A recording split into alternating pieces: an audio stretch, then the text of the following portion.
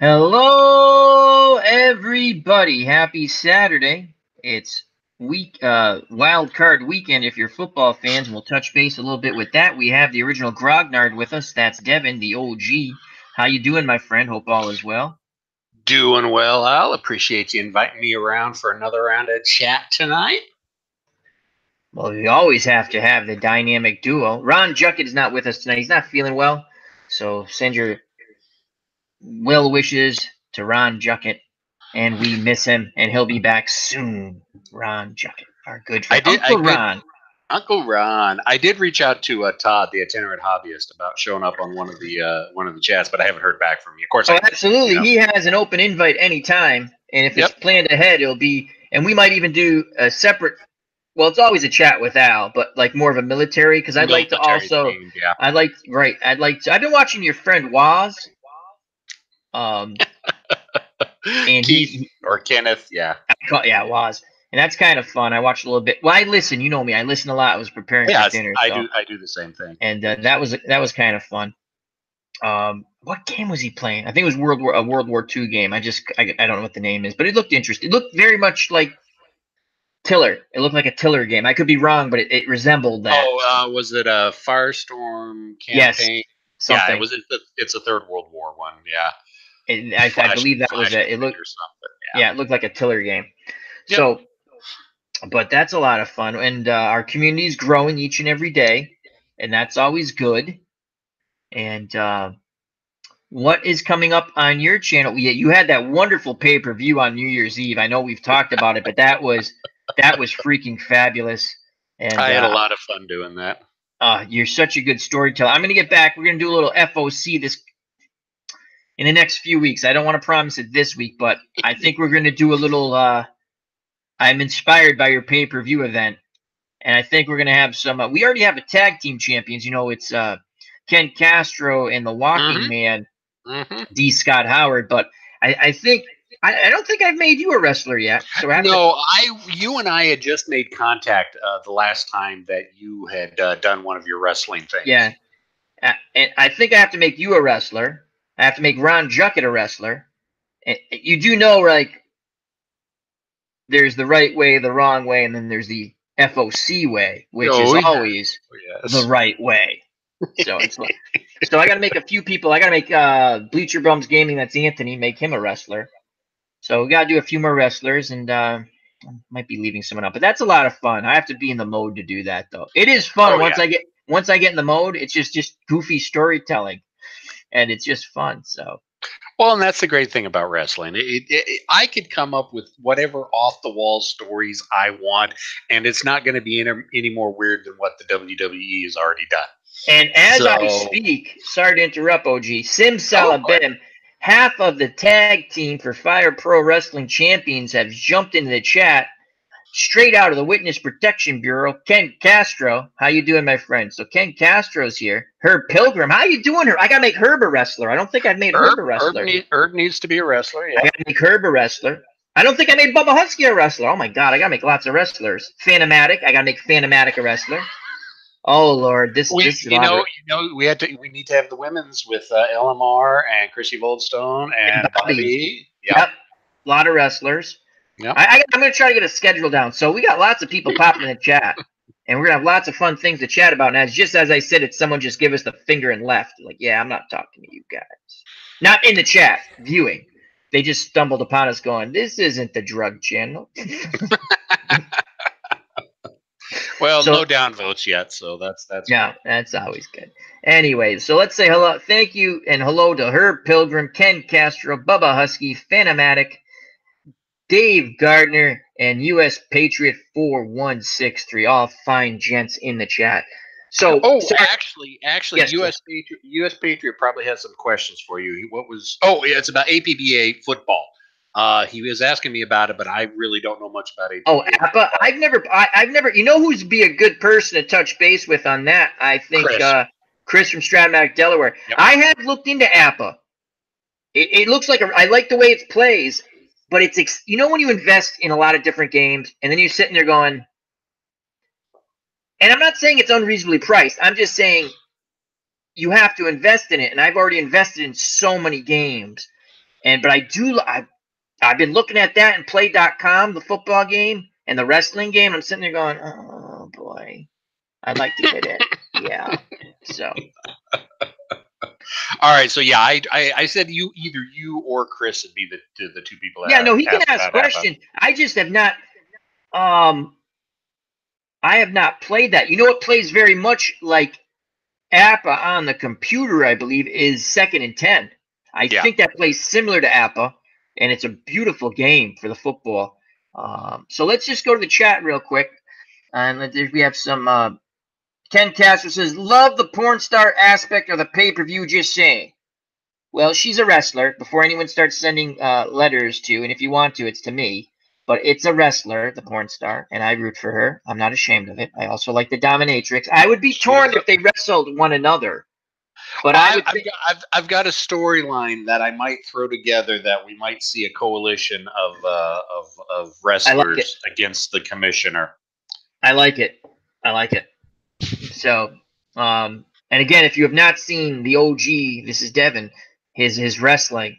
He does lots of good things on his channel. I mean, he's outstanding with military history, with history in general. It's really fun to talk history with him, but his wrestling is absolutely beautiful. I love it. And Bubba Husky says, what about them Vols? Herb Pilgrim, Bubba, Phantom, he's saying hello to everyone. Ken Castro actually should probably. Ken Castro says, what's the question to USA Patriot? Yeah, that's Mark. I would be able to help. I played APBA football since 1968. So if you have any questions, USA Patriot, Ken Castro is in the chat, and he's very knowledgeable about things. Wonderful sports writer. As I like to say, sports writer extraordinaire. Dave Gardner says, go Cowboys. And everyone's saying hello to each other. So, yeah, I'm looking forward to some more wrestling on your channel. I like it. I'm looking forward to some more. You did the golf. I'm telling you, you and Ron Juckett do a wonderful job with the golf. I call every sport basically the same, like wrestling and boxing. It doesn't matter what the sport is. I get really low. I get excited. I would be horrible at calling golf because I'd be like, don't shush me. See, that's why I can't play golf, because there are times I get so excited. It's like the one shot, I think it was, 13th hole, and I chipped it in and it bounced off the flag. Hit the flag. That was unbelievable. That was great. I mean, I wish it went in, but that was the best presentation. Again, you and Ron Juckett do a wonderful presentation. Uncle Ron's not with us tonight. He's under the weather a little bit. So well wishes to Uncle Ron. And if you haven't subscribed to Retro Sports Network, please do. And if you haven't subscribed to the original Grognard, please do it. And also we have Dave Gardner. He's a content creator and also runs, what's that site, Al? HockeyTournaments.com. And what does it do, Al? Well, you know what it does. Yes, it organizes hockey tournaments in your area and it helps you out. That's HockeyTournaments.com with Dave Gardner, good friend Ron Juckett. So check them out. Also, USA Patriot 4163. He has a channel. I've watched some military strategy on there. And Phenomatic's going to be doing a few things with cards, with History Maker Golf, but also sports card and memorabilia and just general sports talk. So we're looking forward to that. Maybe he'll invite us on someday. And we can say we remember him when he used to come with Chat with Al's, and then it'd be like, hey, Phenomatic, is it true you used to be on Chat with Al? Like, no, I don't know that guy. No. You mean the pee-pee guy? No.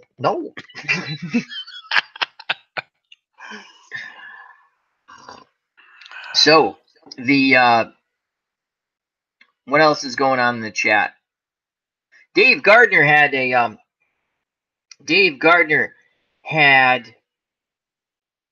his top 5 video games, and we might touch base with that. That was a lot of fun, Dave. So check that out on Dave Gardner's channel. Herb Pilgrim says, my last days with wrestling were with guys named Bruno Sammartino, Buddy Rogers, and another guy with a knockout move called the Coco Headbutt. Oh, that was not Coco. Oh, that was Bobo Brazil. Was that Bobo Brazil, Herb Pilgrim? I believe the Coco Headbutt was Bobo Brazil. Oh, such fine names. You can find some of those old wrestling matches, a lot of them on YouTube. You can find a lot of them on YouTube. I think that was Bobo Brazil. And Bubba Husky says, you need to watch a replay of the Tennessee basketball game if you get a chance, guys. Tried to bounce the ball out of bounds off the Georgia player, and it hit him in the head really hard by accident. Dave Gardner says, I was a cameraman for Killer Kowalski in 1988. We got to have Dave Gardner on the chat. That's going to be some interesting storytelling. So Dave Gardner, whenever you'd like to be on, we'd love to hear the stories, and you can promote your, what's that site? HockeyTournaments.com. So yeah, wrestling. I always liked wrestling. This might turn into a little bit of a wrestling chat. Now you still follow a lot of wrestling, OG, I see. Not as much as, back in the early '80s, when it was the WWF and Hulk Hogan and Macho Man Randy Savage and Roddy Piper and the Iron Sheik and all that.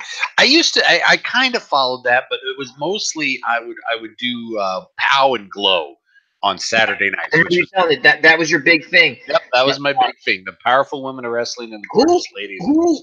Who had in your opinion, they don't have to be, just name a couple, who had the best, and in my terminology, shtick? For me, The Rock. He got me back into wrestling for a bit. When he came up with, and I've read his biography, I've watched his biography on TV. I like Dwayne Johnson. I just like him. And his father was Rocky Johnson, who was a wrestler. His grandfather was Chief Peter Maeva, another wrestler. He went to Miami, University of Miami. He played football. He has a college education. He played briefly professional football in Canada. And then he got in the wrestling business, and his parents did not want him in the wrestling business. Cavs Cards is in the chat. He is a new subscriber of mine, and I have a new subscriber of his. So check that out. That's one. There's a lot of nice, let me just tell you, there's a lot of nice smaller YouTube channels, and that's what we're about. And there are a lot of nice card collecting channels. And I've subscribed to quite a few of them. I enjoy it. I get to see all these cards that I haven't seen in years. And again, there are a lot of newer cards, but the way cards have changed, it's incredible. So everyone give a big welcome to Cavs Cards and check out that channel. But Dwayne The Rock Johnson, so he got into wrestling, and they wanted to make him a baby face right away, which is a good guy. And he really didn't want to do that, but he went with it, and it didn't work well. And then he wanted to do his own thing, and Vince McMahon sent him to a smaller, when they still had more smaller circuits, because pretty much the WWE regionals, pretty much the WWE's gobbled up everything. There are some independents still, and he worked out his shtick, and he came back, and he was a bad guy. But what happened? He did it so well. He was smart that he became indifferent, in my opinion. Where fans who normally wouldn't root for like the bad guy started to like him, and he learned quite quickly. Well, if I make fun of everybody, right, or I'm against everybody, people like me. And he, do you smell what The Rock is cooking? I think he had the best. I mean, if you go old school, there was less.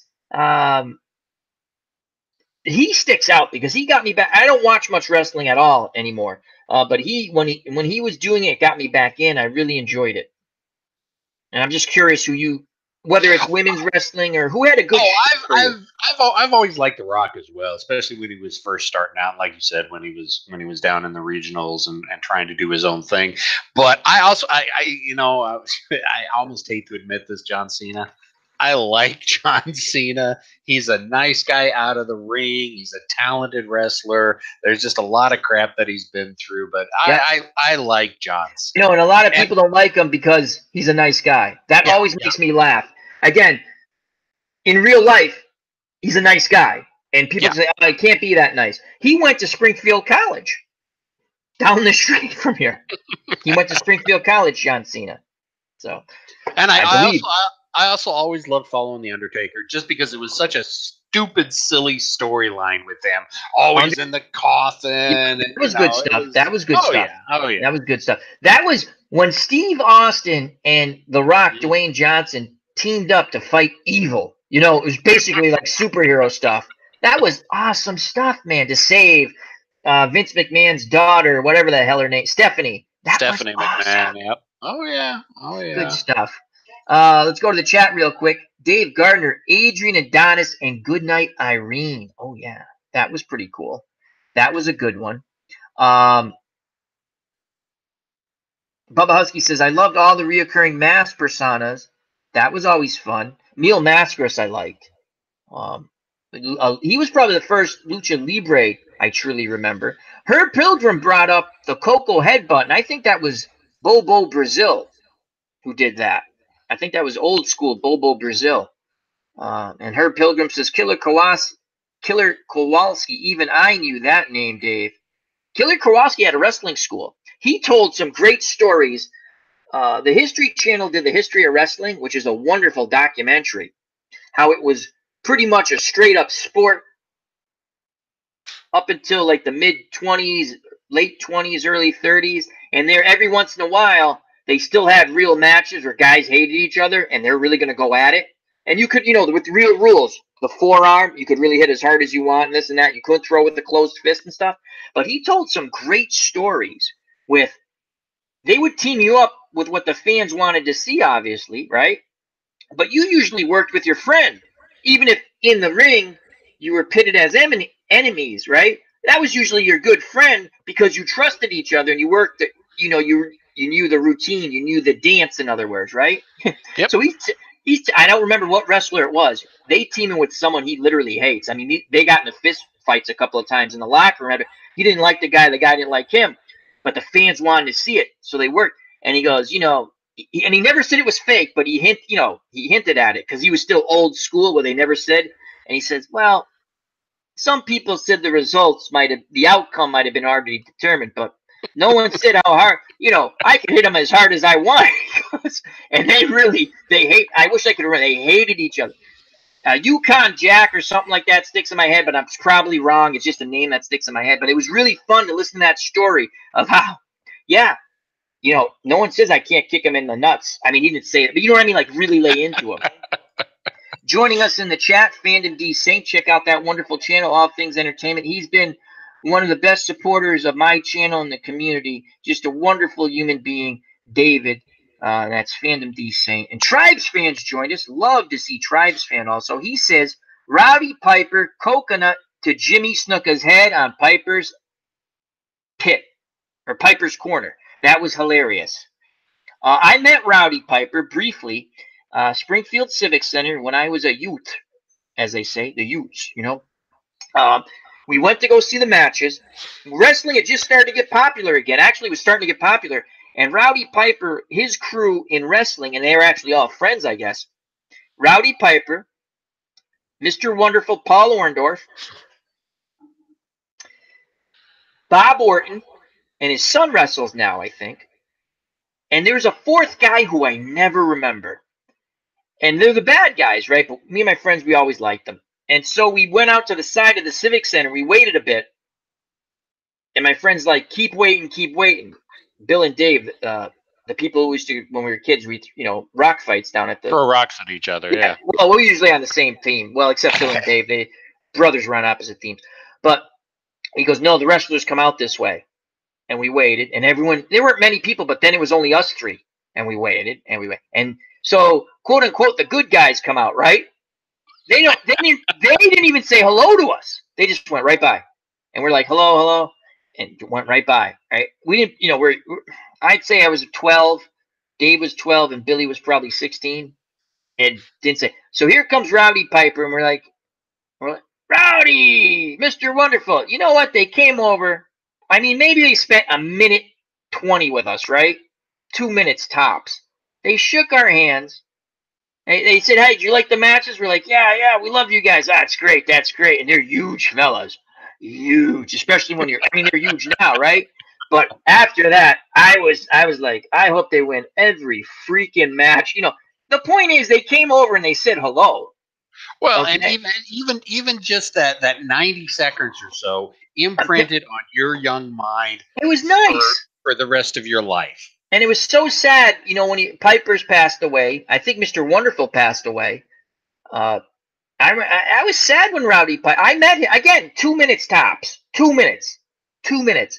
But to take your time out to come over to shake our hands, just give you a little pat in the back, and again, just say, how'd you like the matches? It was like awesome, like it's Rowdy freaking Piper. That's all you have to do. You know who else got it? Just to go to baseball, David Ortiz got it. I saw him twice outside of Fenway Park. The Red Sox had lost the game, right? He waved hello to the fans. Then we saw him. He drags himself home, right? We saw him leaving Fenway because we were leaving, and then he's stuck in traffic like everybody else, and we're walking to get to our cars. And we're looking at Big Poppy. Rolled the window down. He waved hello again. Not that he remembered that with the same people, but that's nice. He gets it. Oh yeah. I don't know if you remember back in the mid '80s at the Kingdome when the Seahawks were playing there. We had this one guy, he's a super fan, and he's the guy that would wind up the crowd and he'd get the wave started and everything. Okay, I know what you're talking about. I'm not saying I know the exact person, but I know what you're talking about. This is a guy who had done it for like 12 years. I mean, this guy was a fixture at every Seahawks game. Guy was the biggest ass in the world. A couple of us, I went up to get his autograph one time, and he just what? I ain't got time for this. You're waving a towel, dude. You're waving a towel. Yeah, that's someone who doesn't get it. I'll tell you another person who gets it. Never met him, obviously. Aaron Judge gets it. The right fielder for the Yankees. People are like, how do you like him, Al? You're a Red Sox fan. He's one of my favorite players. I don't want to see him. You know what? He can hit all the home runs against the Red Sox he wants, just as long as the Red Sox win the game. I don't care. I like Aaron Judge. He gets it. He's very friendly. He plays hard. I like him. Let's go to the chat real quick. We have some new luminaries in the chat. We have Baseball Demos with Dave. And remember, no, I'm just joking. Dave is I love his channel. He's doing a lot of great things on there, as always. And I just enjoy his channel a lot. And he says, just when you think you have all the answers, I change the questions. My favorite Piper quote. I love Rowdy Piper. That was a good one. Todd B's in the chat. How you doing? Hope all is well, my friend. The Dog Show. Check him out tomorrow. Again, it's like 7:30 with the Westerosi Ninja. That's Milt, and they're going to do top 10 albums. That should be a lot of fun. He says Orndorff is still alive. That's good. I know Piper passed away a couple years back, or last year, I think. So everyone's saying hello to everybody. Yeah, I think when people get it, that's cool. Don't go up to annoy them, right? But if you say hello, someone should say hello back to you. I think it's nice. And I can't remember, when they quote unquote good guys, I'm not saying they were mean. They just didn't acknowledge us. They just went to their car. I don't know, bad day. Maybe they're in pain, whatever. Obviously they're in pain. That's whether we know it's fake, but that's very getting the crap out of them. I mean, I've always said this about wrestlers. It's show. It's modern vaudeville. Yep. You and I have talked about this before. It's entertainment. It's redneck soap opera, basically. But at the end of the day, these guys still got to be in top peak physical condition to do what they do. I mean, they are hardcore athletes. Yeah, and they have to be. Yeah, if you can see the History Channel documentary, which was excellent, but also the one that Mankind, Mick Foley was in, and I think that was Beyond the Mat, something like that.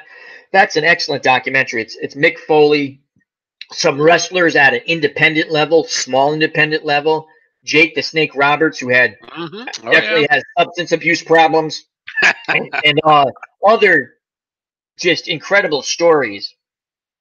You have to make your money in that sport when you're hot, and you have to know when to get out in that entertainment. And I still call it a sport. I know the outcome is determined, but the athleticism is incredible. It's Beyond the Mat was great. Tribes fan says, yeah, absolutely. And you wanted Terry Funk was a piece of work too. Yeah. You want to know something? Bruno Sammartino, right? Again, it's fake. Even in the day Bruno Sammartino wrestled, the outcomes were determined. Now, again, they had guys. Most of the guys that Bruno Sammartino wrestled against were his buddies. Most, not all. He got along with them well. And what was interesting, I saw a documentary on him on YouTube. And to get a title, this is pretty interesting. You had to wrestle his friends to get a title. Like, you had to wrestle his friends. So his buddy was, you're never going to guess who his good friends were. I mean, Dominic DeNucci, the Iron Sheik, right? Yep. Oh yeah. Ivan Putski, and now I can't remember them all. But and a couple of them were quote unquote bad guys. He really didn't get along. Oh shoot, who was it? He didn't get along with. I can't remember. But most guys. Oh God, Chief J Strongbow. Okay. Was his buddy, who's actually an Italian American. That was pretty funny when you find that out. And they were all his buddies, and and you had to wrestle these guys to get to him because he got to a point where he knew he was wrestling. And if he liked you, he did anything for you. If he thought you backstabbed him, it didn't mean if he was determined. Again, he won a bunch of matches in a row. But if he thought you did something underhanded to him or his friends, you were not going to see the light of day because he was the big draw in the WWF at the time. And he actually did wrestle with a broken neck. He had now again, not like a broken neck where you're paralyzed, but he had a fracture. And they said, and Vince McMahon you can find it on YouTube. His father said, and Vince said, that's the most incredible thing when they found out after, because they took him and they go, this was done during this isn't something like you did falling because he kept complaining after they took him. And one of the most incredible things, you'll never see actual footage. I've tried to find it, but twice I saw the still shots. And one of them was in Sports Legends. Tom Seaver used to host that. Reggie Jackson used to host that. And they had Bruno Sammartino on. And there's a picture. Haystacks Calhoun must have went over 500 pounds, right? Something like that. Bruno Sammartino slammed him. I don't mean like a power slam, but he picked him up. And I don't mean like this and then like that. He picked him up like this. And he drove him into, and that is one of the most incredible feats. Just like Hulk Hogan, I know Andre the Giant let him pick him up. I know those Hulk Hogan, but still, he picked him up. That's incredible.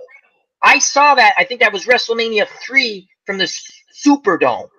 That was incredible. And I've always wanted this, but there's no video footage of him picking up Haystacks Calhoun. I've seen the still footage twice. I can't find it on the internet, which pisses me off because it's just incredible. So, as Dog Show says, more circus than sport. Absolutely. I just think it's very athletic. And it comes from the carnival days. It's just fun. I don't watch anymore. And when I do get a hankering for wrestling, I go to YouTube and watch old matches. To watch Dusty Rhodes and superstar Billy Graham in a cowbell match where they have the cowbell and you got to bash each other in the head and drag them and touch the turnbuckle. And then Dusty Rhodes, the captain of cutting his forehead, all the scars he had and the blood was great stuff. Oh yeah. Todd B brings up one. You know what? One of the best top 5 shticks in wrestling.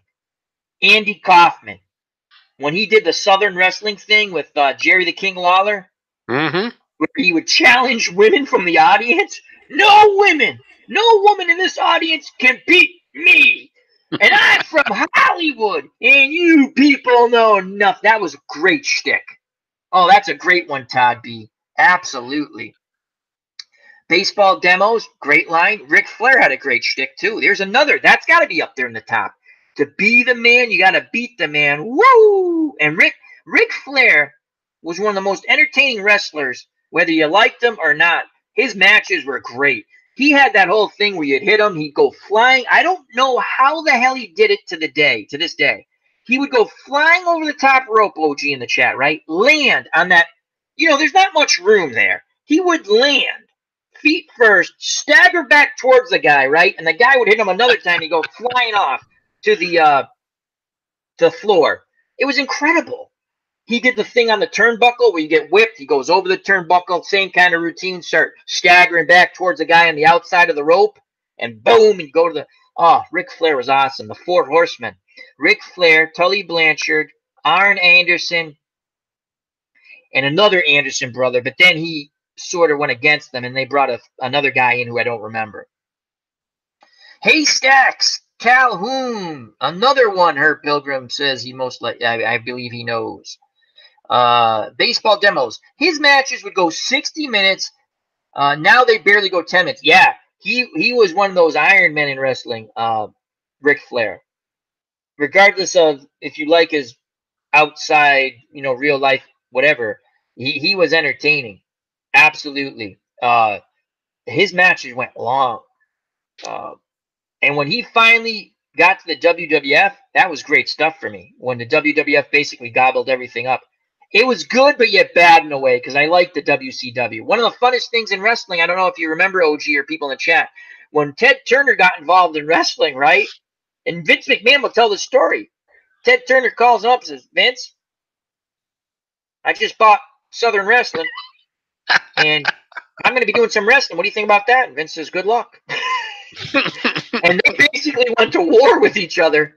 And that was the best, because the could have been the NWA at the time, then WCW, whatever it was. But it was WCW by the end. He went out and bought all the WWF talent when their contracts were up, right? And he actually went ahead of the WWF. And then they went with shows on Monday against each other. It was hilarious. So the WWF shows were taped originally, okay? Well, Ted Turner and his people figured this out. We're not going to tape our shows anymore quite quickly. We're going to go live. So what they used to do was go live, and they would start at 8:15, because you know how they had those wacky times on TBS, if anyone remembers? They didn't start anything like at 8. It was 8:05 or 8:10, 8:15. They always wanted to stagger them, so they were still on or coming on before the next thing. Whatever strategy that was, it sort of worked. Plus, they also like 10 or 15 minutes of commercials between, they that was the other thing. Yeah. Exactly. So they came on like at 8:15. So their wrestling show would come on at 8:15, right? Full 45 minutes before the Monday night. And I don't think it was called Raw then. It might have been called whatever, when Monday night matches. I think it was Slam. For WWF, right? Yeah. And those matches were all taped, meaning, so the WWC would just send people to go watch the matches and write it down. And they had people in the business. It wasn't that hard. And the best part, and Mean Gene Okerlund just passed away. God rest his soul. I think that's why wrestling's on my mind. He was great. And so I forgot who the announcers were. Oh, the guy with the cowboy hat, I think it was. Who actually was a pretty good announcer, like Mean Gene. Anyway, they would come on. They'd go a couple of matches, right? And they get about 10 minutes, right? Before the WWF would come on. And they go, you don't have to go to that other show. They would say this on air. It was hilarious. We're going to give you all the results right now. And they would read off all the results without reading the names. They gave you, and they told you everything that would happen. And so people didn't go. Some of the hardcore fans were always there. And I sat and I would watch WCW until it went off, and then I watched the end. But it was hilarious. And Vince McMahon got so pissed, he went live. And they were basically going at each other. It was hilarious. That was one of the best things in wrestling. And then he bought them. Vince goes, I'll just buy all the wrestlers. You'll have. Oh, I remember they would poach each other's wrestlers left and right. Oh yeah, it was great stuff. Great stuff. Especially when they Beantown do, like, 62 in the chat. Check out that channel, Beantown 62. I believe he's another card collecting channel I've just subscribed to. Another fun channel, and him and Cav. Oh God, I forgot Cav. The full thing. It was Cav. If you scroll up, and now I can't find it. Cav Cards. Thank you, Cav Cards, another fun channel that I subscribed to recently. And they collect cards, sporting cards, memorabilia, a lot of funds. As he says, pitchers and catchers coming soon, Beantown 62. Yes, they are. What's it, February 14th? Go ahead, OG. I'm sorry I interrupted. Go ahead. Oh, no. I didn't have anything. I said what I... But it was great. That was one of the funnest. I loved them going at each other. And the other thing I used to like, on Saturday nights, the TBS had wrestling, right? And it was the cheesy wrestling, meaning you weren't going to see. It was like old school, but they developed, does everyone remember Goldberg? Oh, yeah. They developed Goldberg on those Saturday shows where this guy comes out, you didn't know who he was. Goldberg. And he'd annihilate people in 33 seconds, just spear them. And they did that over and over and over. And people were like, Goldberg. It was just fun. It was hilarious. It was like, who's the human sacrifice next week? You just waited for it. Who's the Stevie King and Johnny, Hot Johnny Rods or whatever the hell that guy's name was? The human sacrifice. All right. Let's go to the chat real quick. Herb Pilgrim says, Dog, there was an Oklahoma Sooner defenseman who went into wrestling. Can't pull the name to my brain. Tribes fans says, except for January 4th, 1999, Tony, Schiavone, I didn't pronounce his name right, said Mick Foley wins the world title and 500,000 switched Nitro to Raw. Yeah, that was probably a bad move by Tony Schiavone. Yeah. The dog show, about Herb's question. I remember too, Herb, can't remember the name.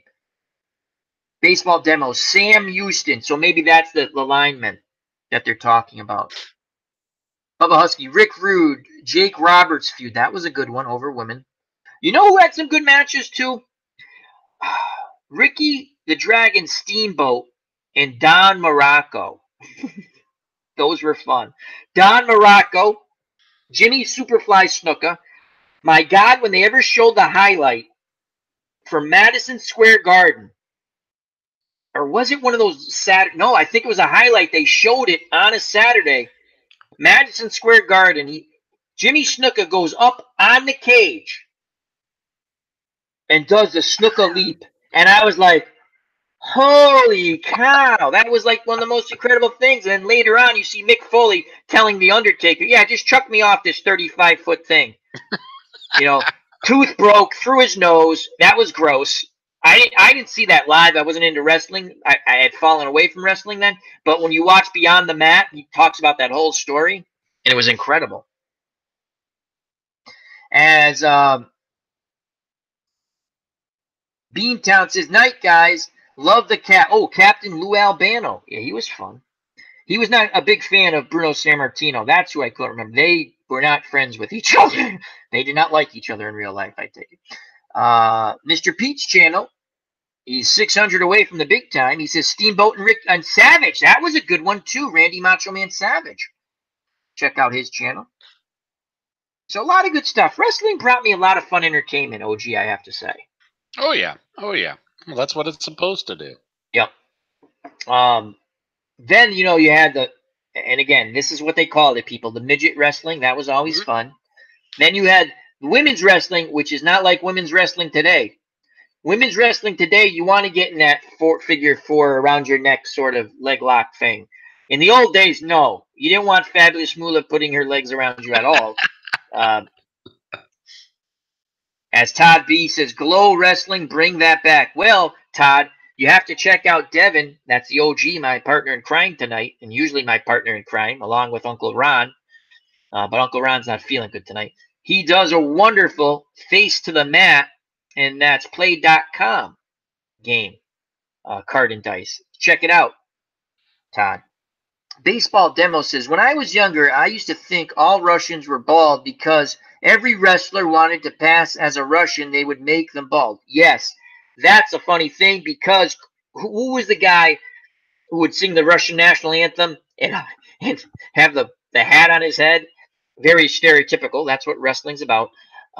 Nikolai Volkov, again, good friends with Bruno Sammartino. It was hilarious. And they had another Volkov, another good friends with Bruno Sammartino. And it's good. It was funny. What was up? You know who else had a good shtick? Professor Tanura. This is old school, for me at least. Professor Tanura Tanaka and Mr. Fuji. They were the Japanese wrestlers, and they come into the ring. And as kids, again, you think this stuff is real up to a certain age, And I'm like, they're going to throw the salt in your eyes. How do you fall for this crap all the time? And they do the, and they're like, I can't see. I remember ST Special Delivery Jones and Dominic DeNucci, right? They're like, join in next week when ST Special Delivery Jones and Dominic DeNucci will hope to bring the tag team titles back to the United States of America as they face Professor Tanura Tanaka and Mr. Fuji. And a no hold bars, no time limit tag team world championship match. And you wait for next week, and right about when Dominic DeNucci and ST Special Delivery Jones are going to win the title, the freaking salt in the eyes. It was awesome. Great stuff. Dave Little has joined us in the chat. He's streaming now. He's a big wrestling fan. He had 2 streams up. I don't think something must have happened to him because when I clicked on them, they weren't working. So maybe he had some technical issues. Comics with Bueller. Hats off to Comics with Bueller. Is one of the nicest human beings on YouTube. Good guy. I've never met him personally. He's come on the show. He does more for small channels that no one does. And he doesn't have to do that. He has grown leaps and bounds. Comics with Bueller, all things comics and more. And I like to hook him up with our good friend Alpine, who's a comic books guy. And I want to get him on the chat, but he's still trying to figure out how to live stream, I guess. And I got to get him on maybe Skype or something to help show him. But thank you, Comics with Bueller. Unbelievable. He takes small channels under his wing and helps them. You don't find people like that on YouTube. As OG will tell you, everyone's trying to get everybody. That's why what we've all built together, and the people in the chat understand what I'm talking about. We've built a true community, not a backstabbing community. We support one another. And if you want to be part of the community and you're a good person, we love you. You want to go your own way, that's fine with us too. But as Comics Review says, thanks, Al. You got an extra spot tonight for a bit? I sure do, my friend. I will send you a link. And OG, I'm going to do the usual thing. Actually, you know what? I'll just mute myself. I think I have this down pat now. You think? Yeah, if not, I'll And so let's just. So leaving me to entertain the masses, but yeah, and Al kind of touched on it real quick. Mean Green, he the wrestler announcer from way back in the day. I call it way back in the day, the 80s. He passed away this week. I remember we had when I was stationed in Japan, we had a little burger place near one of the piers, that was named after him. It was Green's Burger Stand, had his picture up in it. And I think there were some autographed photos from him as well. So, yeah, I don't know why that popped into mind. It just did. Let's go to chat because I hate trying to take care of dead air on my... Hello, I'm back. You did a wonderful job. You have to have more faith in yourself. You do a great job, OG. Thank you. I did it quickly. I appreciate that. That helps me out when I don't have to. It just, you know what I mean. It just helps me to quickly get I got it. The chat. Speak of the English out. The email out. God, I couldn't spit that out. Jeez. It's words, Al. Words are hard. Oh, Herb Pilgrim brings up Muhammad Ali against Inoki. I think he's talking about. And on the same night, holy crap. Memories. I've only seen, you can find it on YouTube. Andre the Giant versus Chuck Wepner, right? So Chuck Wepner gets in there, right? And he thinks it's a show, like a goofy kind of exhibition. And he goes, like, Andre really took like a decent shot at him. And he's like, holy crap. And so he hits him back with a jab and he starts boxing. And Andre the Giant starts to get mad. And Wepner's like, did they tell this guy it's like for ha-has? You know? And Wepner, you have to understand, Chuck Wepner, whatever, he was not the most graceful boxer.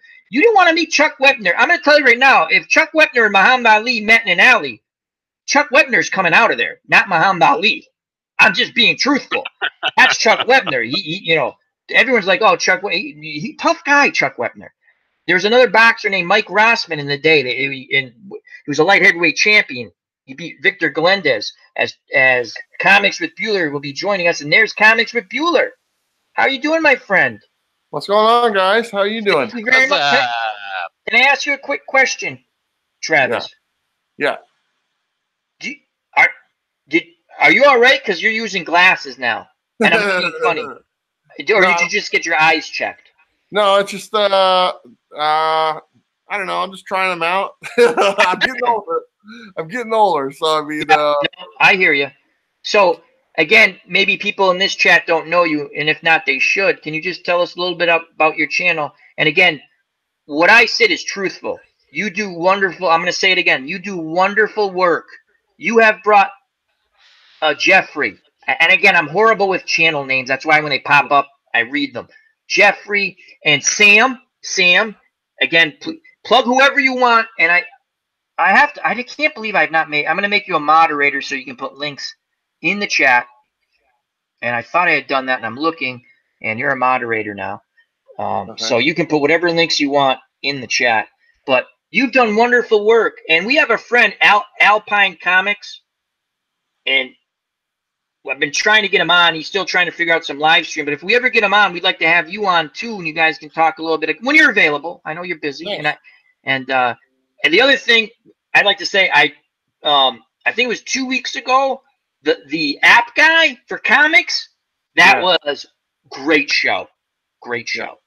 So Comics with Bueller, everyone. Please tell us about the channel. So it's pretty self-explanatory. For one, it's in the title. It's Comics with Bueller, and I'm said Bueller. So I mean that's pretty much what it is. But it's mainly it's all about comics. You know, it's about new comics. I have many different types of videos. I put out 5 to 6 different videos a week, plus a couple live streams. And it's new books, it's old books, it's top 10s, it's all the new releases. I mean, you name it. If you need to find out anything about comic books, it's one of the channels that you might want to watch. You don't have to watch it, but you might want to watch it. Yep. I'm sorry.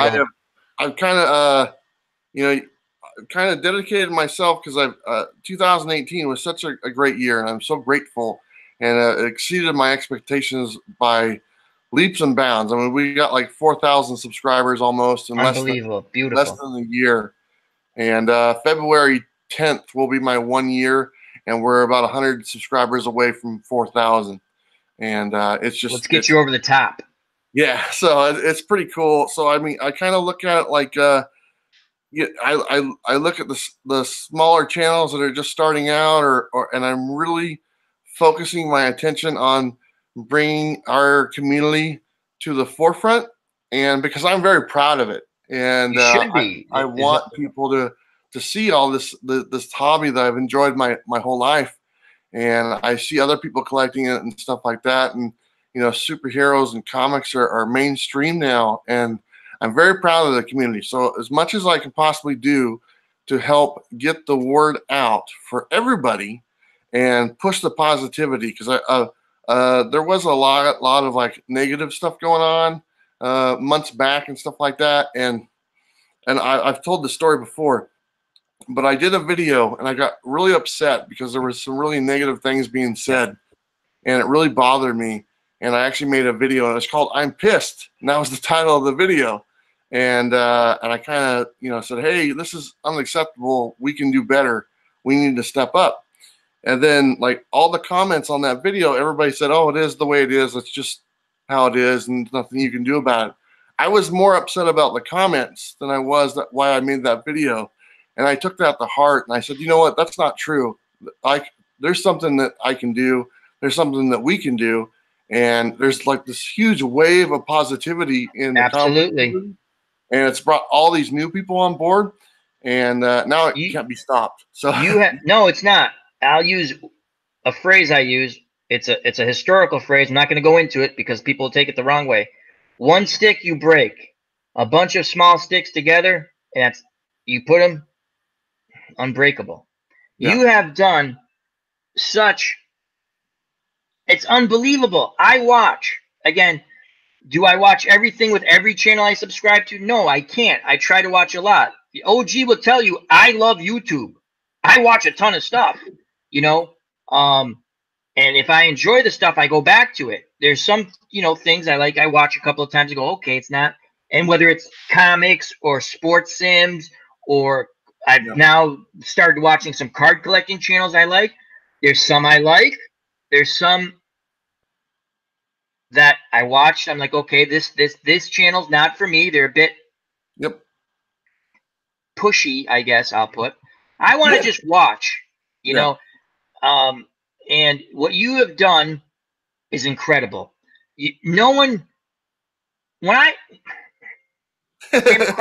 came across your channel, right? Because OG will tell you this. We've been building our community, and I consider you guys a part of our community. Doesn't mean that you know what I mean? We're different, but we're the same.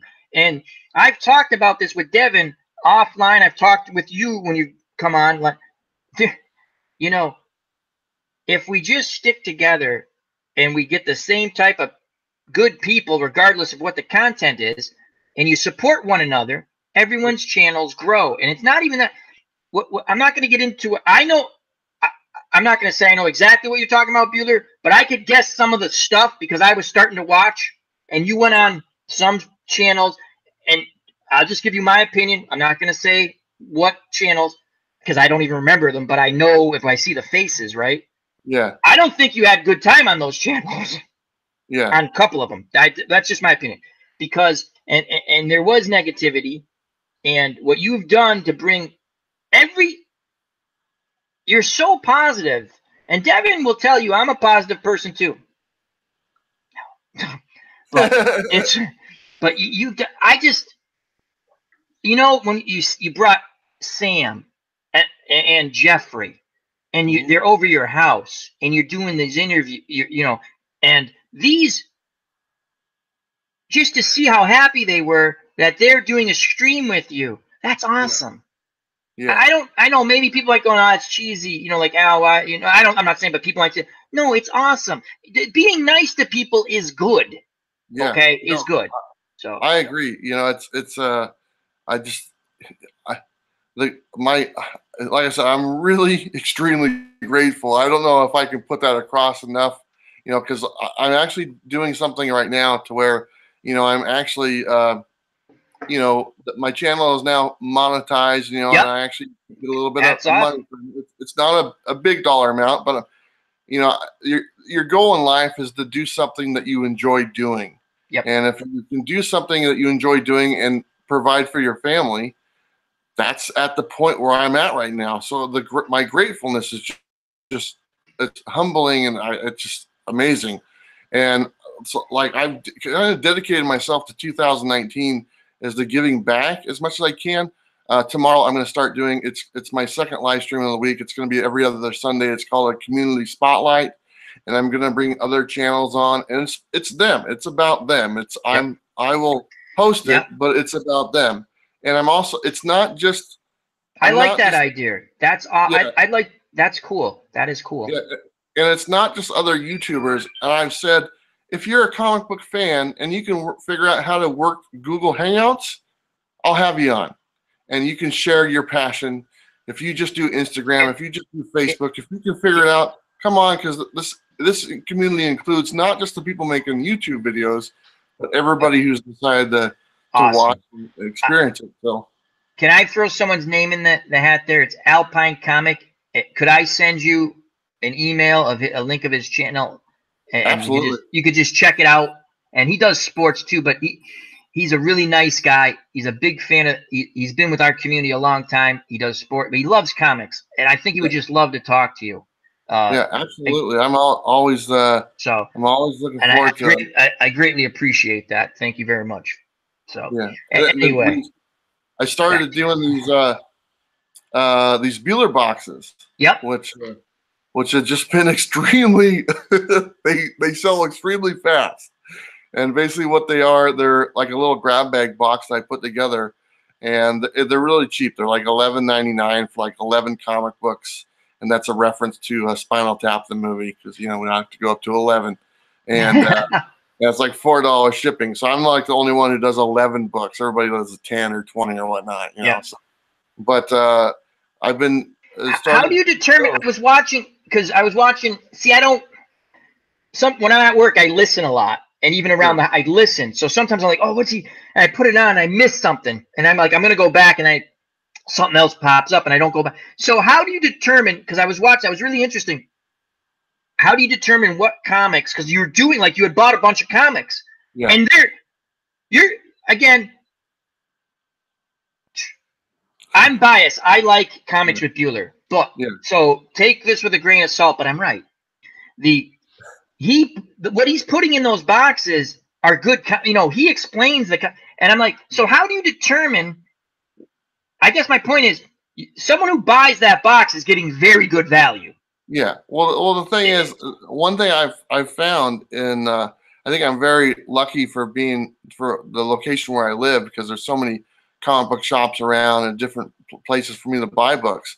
But as I've done YouTube this past year, I've learned that there's so many people out there that the local comic shop to them is 80 miles away, or there's no 50-cent boxes or dollar boxes at their shops. That, I mean, every book in there is $3 to $5 a piece.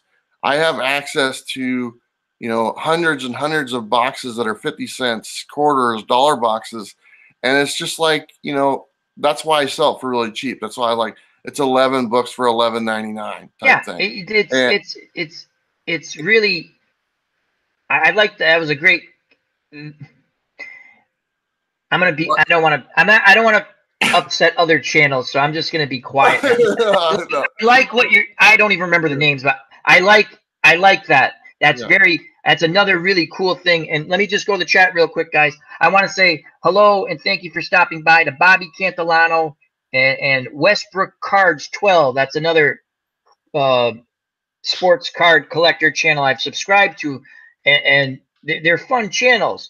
And I'm going to be honest with you, for the card channels I've subscribed to, I probably wouldn't have subscribed to you guys if it wasn't Comics for Bueller, just because I started thinking about all the things I used to collect. And I said, God, I want to see what, I know it sounds stupid, like what, I mean, I've seen cards, but there's so many different sports cards now. It's incredible.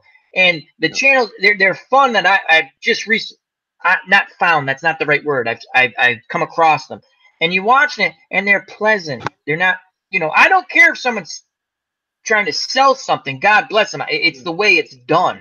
So that's just my little public service. Yeah, I look at it and like I'll go out on a hunt for comics and like I'll find a good one. And to me, it doesn't matter if I find a good one or not. It's like, oh, it's going in the box, you know, because I've decided to kind of take my collection and condense it to some really special books that I have.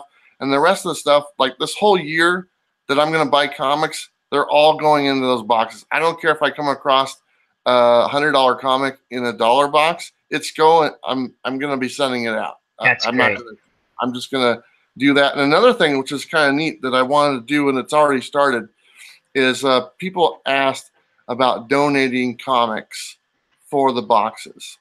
And I said, sure, if you'd like to donate comics, that'd be great. But the one thing I'm doing, which is different from a lot of people, is the comics that are donated, those are not comics that go into the 11.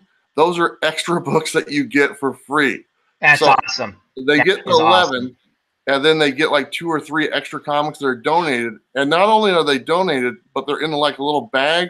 And in the bag, it says, every one of them will say, these comics were donated by a fellow member of the community. This person's name is, I love it. He has his own Instagram. It's called World of Headstrong. If you'd like to say hello and say thank you to Keith, here's his link.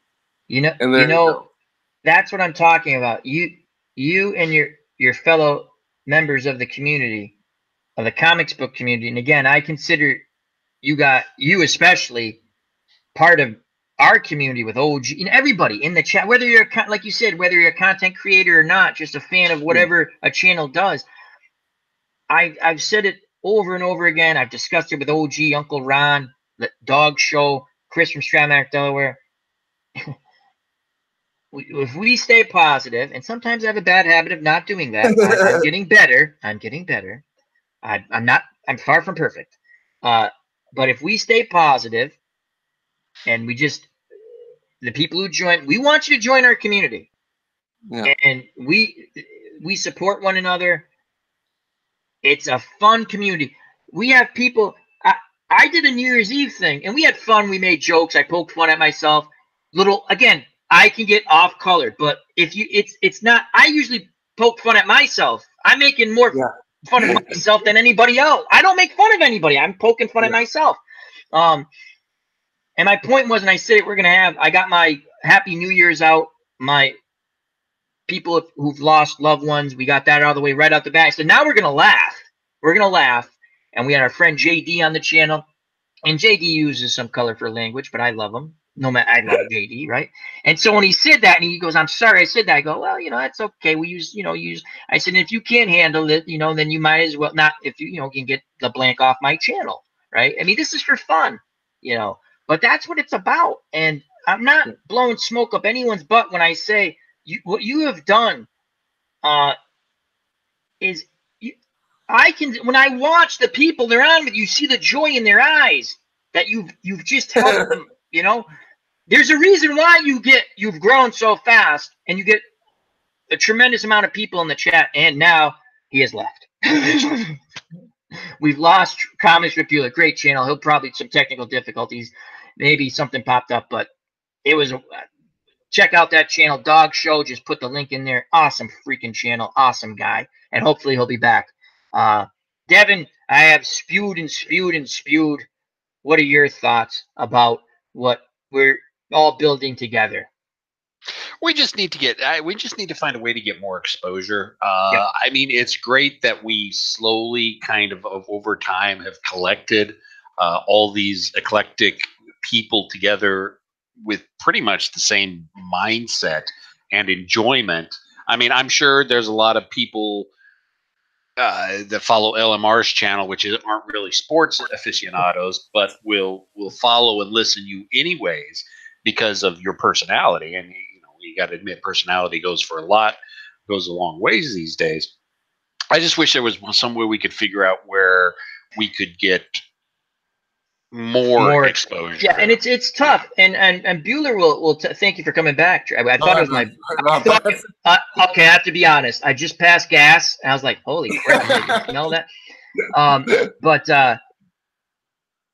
it is tough. And in YouTube, and I love, I knock YouTube, but hey, if it wasn't for YouTube, we wouldn't be doing this. So thank you, YouTube. I'm not, but it's tough because they have their algorithms and all that. And, if you're a small, it's funny.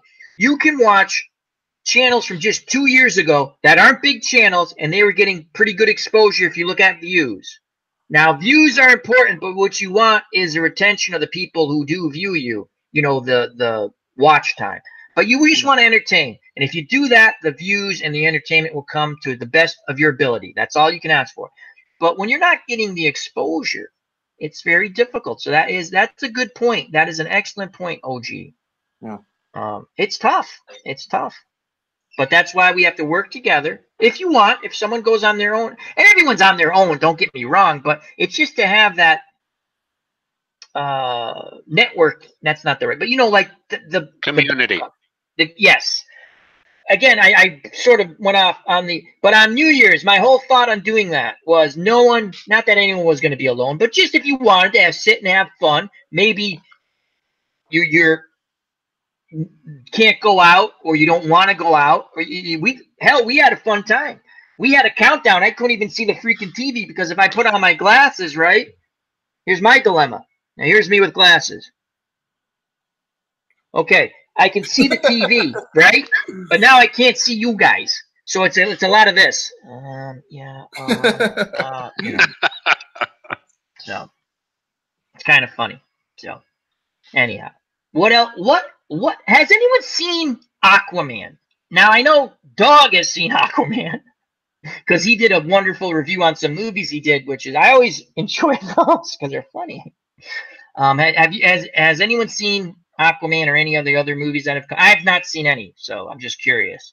Have you seen any? I saw the Spider-Man, the animated one. How was that?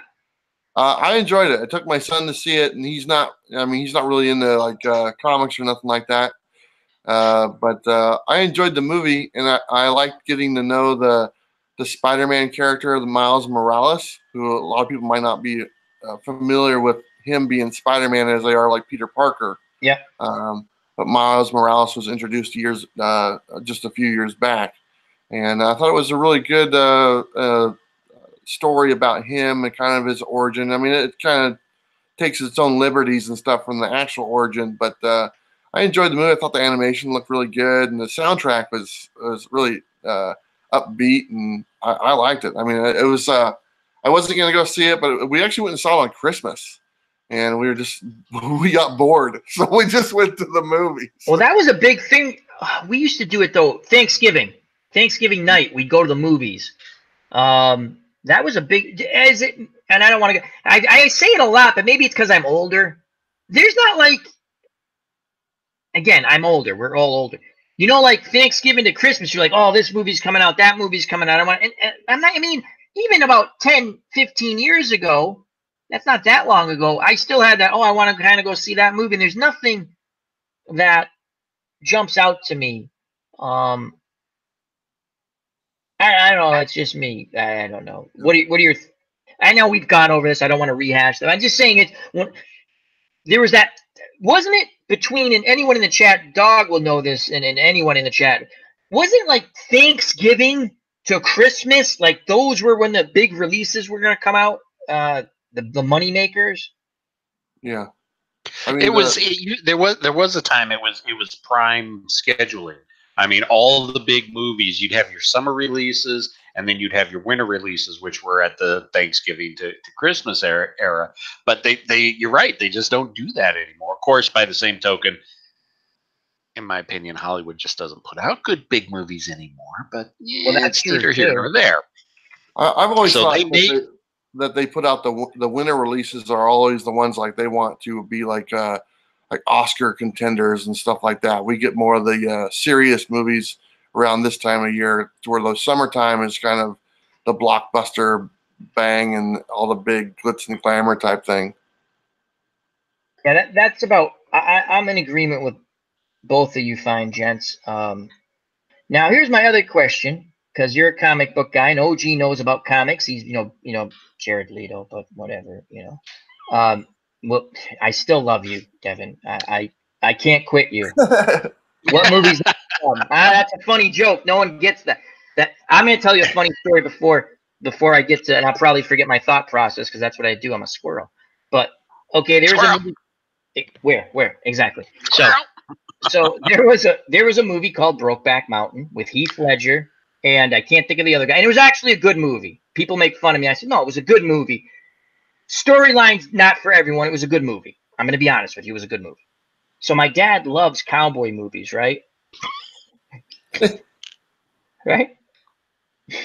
And so, and he can watch anything that he thinks is a cowboy movie, right? And they were like sheep herders or some stuff like, I'm trying to remember. And so there's a scene coming up, right? And he goes, hey, I'd like some ice cream. And I'm right about to tell him when I realize what he's watching. I'm like, you're not going to, I'm like, he goes, is this a cowboy movie? I'm like, yeah, it's a cowboy movie, Dad. So I said, what kind of ice cream do you want? We have black raspberry, chocolate, vanilla, and chocolate chip. And he's like, give me some black raspberry and chocolate chip mix. I'm like, okay. So my mom, God rest her soul, was still alive then and in okay health. So she's upstairs doing something. And she goes, I'll get the ice cream. I go, no, I'll come up and help you. So I go upstairs, right? And my dad would sit and have his feet up on like the coffee table thing that wasn't, you could put your feet up on it. It wasn't like our TV room was at the time in our basement, which was done over, right? So I'm sitting there going, I'm like counting to myself because I know exactly when the scene's coming up. And all I hear is, what the is that? Oh, you can hear him fumbling and his feet go off and he's trying to grab the remote control. So I'm like, Dad, what kind of ice cream do you want again? And he's like, what the hell kind of movie is this? I'm like, what, do you want chocolate? So I go down there with the ice cream like I don't know what's going on. He's like, and he still watched the movie, right? It's a love story. Yeah, but no, he watched the whole movie. He liked the movie. He watched the movie, right? Yeah. And he's sitting there going, and there's I don't care what anyone does. I just don't want to see it. He goes, it was just funny. And then here's the best part. He goes, you never did that in a Randolph Scott movie. Now, if you don't know who Randolph Scott is, let me explain real quick. He was an actor, lots of Westerns. He was homosexual, okay? And you kept it quiet in the, you didn't say anything about it. And I said, Dad, you do know he was gay, right? He goes, yeah, I know that, but they didn't show it on TV. It was just funny. It was funny. Yeah. But it was a good movie, I have to admit. But it was just funny. And just to hear it, like you could hear him fumbling around trying to grab the remote. He changed the channel, then he put it back and finished watching the movie. It was hilarious. I watched it, but it was funny. I wish I had that videotape. I don't do justice to how funny that was. It was good movie. Anyway, so that's my little That's my little and you and the other, because then he brought up Rock Hudson. I go, Dad. He goes, yeah, I know. He goes, I like Rock Hudson. I go, everyone liked Rock Hudson, which is true. So, my question is, before I went off on that, because I thought it was a funny story, and it is to me. And I remember my mom laughing so freaking hard. That's just why I remember it. But what comic? Because you guys like comic books or the animation comic book type of Batman and stuff like that. What have they not done? A character, a storyline that you'd like to see them do? They've done a lot in recent years with comic book and superhero. I'm talking about live action. Now, if you can do Aquaman live action, and why anyone wants to watch that, I don't know. No, Al. Spoiler alert, I don't like Aquaman. The reason people watch Aquaman is Jason Momoa. Okay, that's all there is to it. That's why there is an Aquaman, because it's Jason Momoa. You mean that's why the women at work are like, I just went to see Aquaman for the 18th time? Yes. I'm like, that's all they talked about on Friday was Aquaman. And these people don't even know who the hell Aquaman is. They go, that's that guy from Game of Thrones. And I'm like, I'm like, Mary, you're drooling. He's lovely. And I'm like, Mary, you're 65 years old. The things I would do to him. Like, you're creeping me out, lady. You're creeping me out. But yeah, they like Aquaman, that's for sure. But what? I will tell you this real quick about Jason Momoa. So I got the chance to meet him last year. Is he a good guy? He was a very nice guy. Awesome.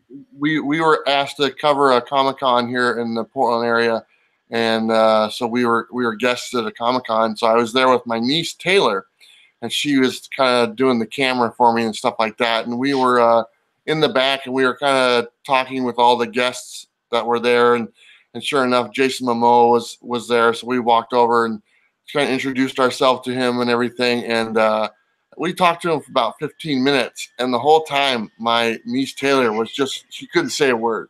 She just sit there just in awe. And I was like, hey, I introduced myself, and I'm like, yeah, I go, my niece here turned me on the Game of Thrones and stuff. And I go, I've really watched that show and enjoyed it and stuff, and enjoyed your role. And she shook his hand like 4 times. And he finally put his arm around her and stuff. And that is funny. That's awesome. She was just speechless and everything. I'm like, he's just a guy. It's okay. It's okay. So he's gonna be back here like next month, I think. So cool. Are you was that? Well, no, that was this year. The one I saw when you did the videos for YouTube. Yeah, this one was the one where I met him was at Wizard World Portland, and that's the ones we covered that, and we like interviewed a bunch of the celebrities and stuff like that. So so before we go to that, what Bueller and OG, what comic book storyline would you like to see live action that you think they could do? Because again, I don't follow a lot of it, but I listen to people talk. And Venom was not good, I guess, because it just didn't look right. Do I understand that correctly from what people have said? I didn't even go see it. Okay, but from what I think Dog had said it, and I think OG had mentioned, but somewhere I've come across that where it just didn't look right.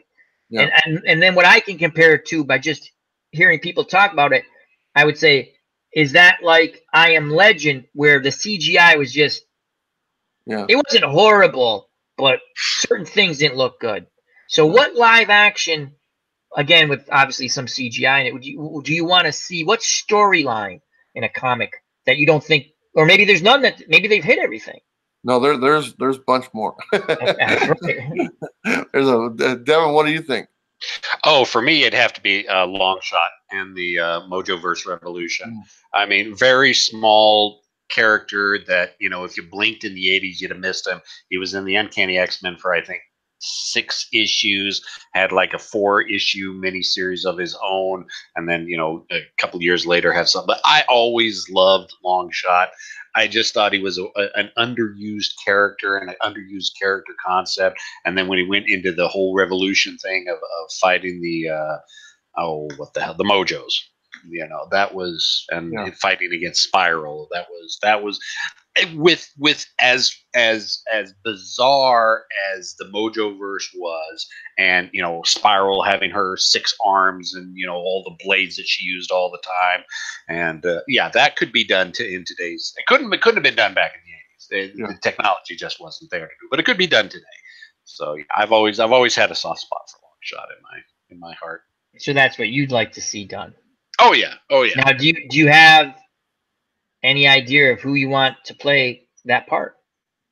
Not a clue. I don't know any of the modern day actors. It would have to be someone who could pull off a pretty boy, long haired blonde look. I mean, because honestly, Longshot had this longest. It was as far as I can remember, it was a mullet, and it was down to his shoulders, and he was just platinum blonde. And yeah, it would have to be a pretty boy. And like I said, I just don't know enough of the modern day actors who would even. Yeah, I just don't know any. I'm trying to think. Again, it'd have to be like a heartthrob then, right? Yeah. Oh yeah. No, definitely. Yeah. Longshot was a pretty boy. That's all there was to it. That's interesting. I always like to try to figure out who you'd put in a role, whether you're if you were recasting a movie. My favorite one is like to think of who would I put in Mad World. I do that all the time in my head. So, and they kind of did a remake with Rat Race. It was funny, not Mad World, but it was kind of funny. I liked it. John Cleese. I like anything John Cleese. What's one storyline or character you'd like to see? Now, I'm actually looking forward to. When's that Joker movie coming out with the guy who was the Emperor in the Russell Crowe movie? No, I can't think. Joaquin Phoenix. Yeah, I think that's coming out in the next summer, if I'm not mistaken. I'm actually looking forward to that. I think he'll play a good Joker. Yeah, I'm looking forward to it too. I think Joker is the one that, as far as a villain, if you're gonna pull off a villain movie, really, there's only a handful of villains that can carry their own movie, and Joker has to be at the top of the list. Now whether the movie's any good, I don't know. But we'll have to wait and see. But he's really the only villain I think that can actually carry a movie by himself. So. But as far as a storyline that I would there's a couple of my favorites is Kraven's Last Hunt, which is just one of the best storylines. It was a cross between Amazing Spider-Man, Peter Parker's Spectacular Spider-Man, the Web of Spider-Man. It was a 6-part series. It's probably one of the best storylines that there was for Spider-Man. And Kraven is such a great hunter or character. And to see him on the screen, I think that'd be really cool. And then the other one, which is the big thing, all these movies that kind of came to the Avengers right now, to where we're in the Infinity Gauntlet type thing, they all led up to that. So the next one would be something that you have to lead up to, which would be Secret Wars. That would be a lot of build in order to get the Secret Wars. And now that Disney has the license back to pretty much almost everything except for a couple characters, and they can do that, and they're gonna do it. I'll just tell you right now, Secret Wars will be a thing. And actually, the Jim Shooter who wrote Secret Wars for Marvel, who was the writer, he told me that they're gonna do it. So he actually said that they've finalized the rights for everything and the title, and they've crossed all the T's and dotted the I's, and it will be something, but it'll probably be something many years down the road, a build up to it, because it involves the whole. They can get a lot of films out of it before they get to the big film. You're saying, if I understand correctly. Yeah, that's cool. Now, do you think Disney will foobar it like they did Star Wars, or as OG's going? I don't. They're on such a roll. I mean, it's all fresh and it's all original, and the source material is already written. That's the thing with these movies. These stories are already written. It's not like a Star Wars story where they have to come up with an original story or some backplot. We're talking about stories that have been around since the 80s or 70s or 60s, and they just elaborate on that story and tweak it here and there to make it fit into a movie type thing. So as long as they do that, and they've done a really good job with that, then it should be okay. But I mean, there's some glaring differences between like the last Avengers and the last one that just came out. Okay, like in the movie, it has the Incredible Hulk crashing through the house of Doctor Strange at the very beginning. Okay, That's not what happens in the comic book. In the comic book, that's the Silver Surfer that crashes through the house. But they didn't have the rights to Silver Surfer, so they redid it. They redid it with the Hulk. Okay. Yeah. Well, So there's all sorts of little things like that. But now that they have the rights, they can stick even more closer to the actual storyline. So why do you think Disney, just to ask about a Star Wars, and before, let me give a shout out and a hello and a welcome to What's Blazing in Sports. That's T-Dub, great boxing channel. Please check that channel out. That's What's Blazing in Sports, all things boxing, great boxing knowledge, and again, wonderful friend of the community, What's Blazing in Sports. Why do you think then, again, it's whatever your hypothesis, just start talking about it. So again, Disney does the Star Wars movies now. Do you think it's just the writers who they've hired to foobar the Star Wars movies where the superhero movies just seem to keep chugging along at a good rate and they're entertaining? Most people find them entertaining. Yeah. Which Star Wars did you not like? Because I actually just watched Solo not too long ago, and I actually thought it was pretty good. Solo, I didn't mind. I've watched half of it now. I've enjoyed it. You watched half of it? Yeah, I'm very slow. If something doesn't grab me right away, I kind of watch in bits and pieces. I like Woody Harrelson. I thought Woody Harrelson. I like Woody Harrelson. That was a good choice. I liked when they stole the Death Star plans. The Rogue One. I like Rogue One a lot. Some people don't. To make me care about characters that I know are going to die because it's a suicide mission. And then I'm thinking, are they going to be cheesy and let most of them escape? And they weren't. They died on the planet. Yeah. Spoiler alert. I'm sorry if you haven't seen it. They died. The planet goes kaboom. Everyone on the planet dies.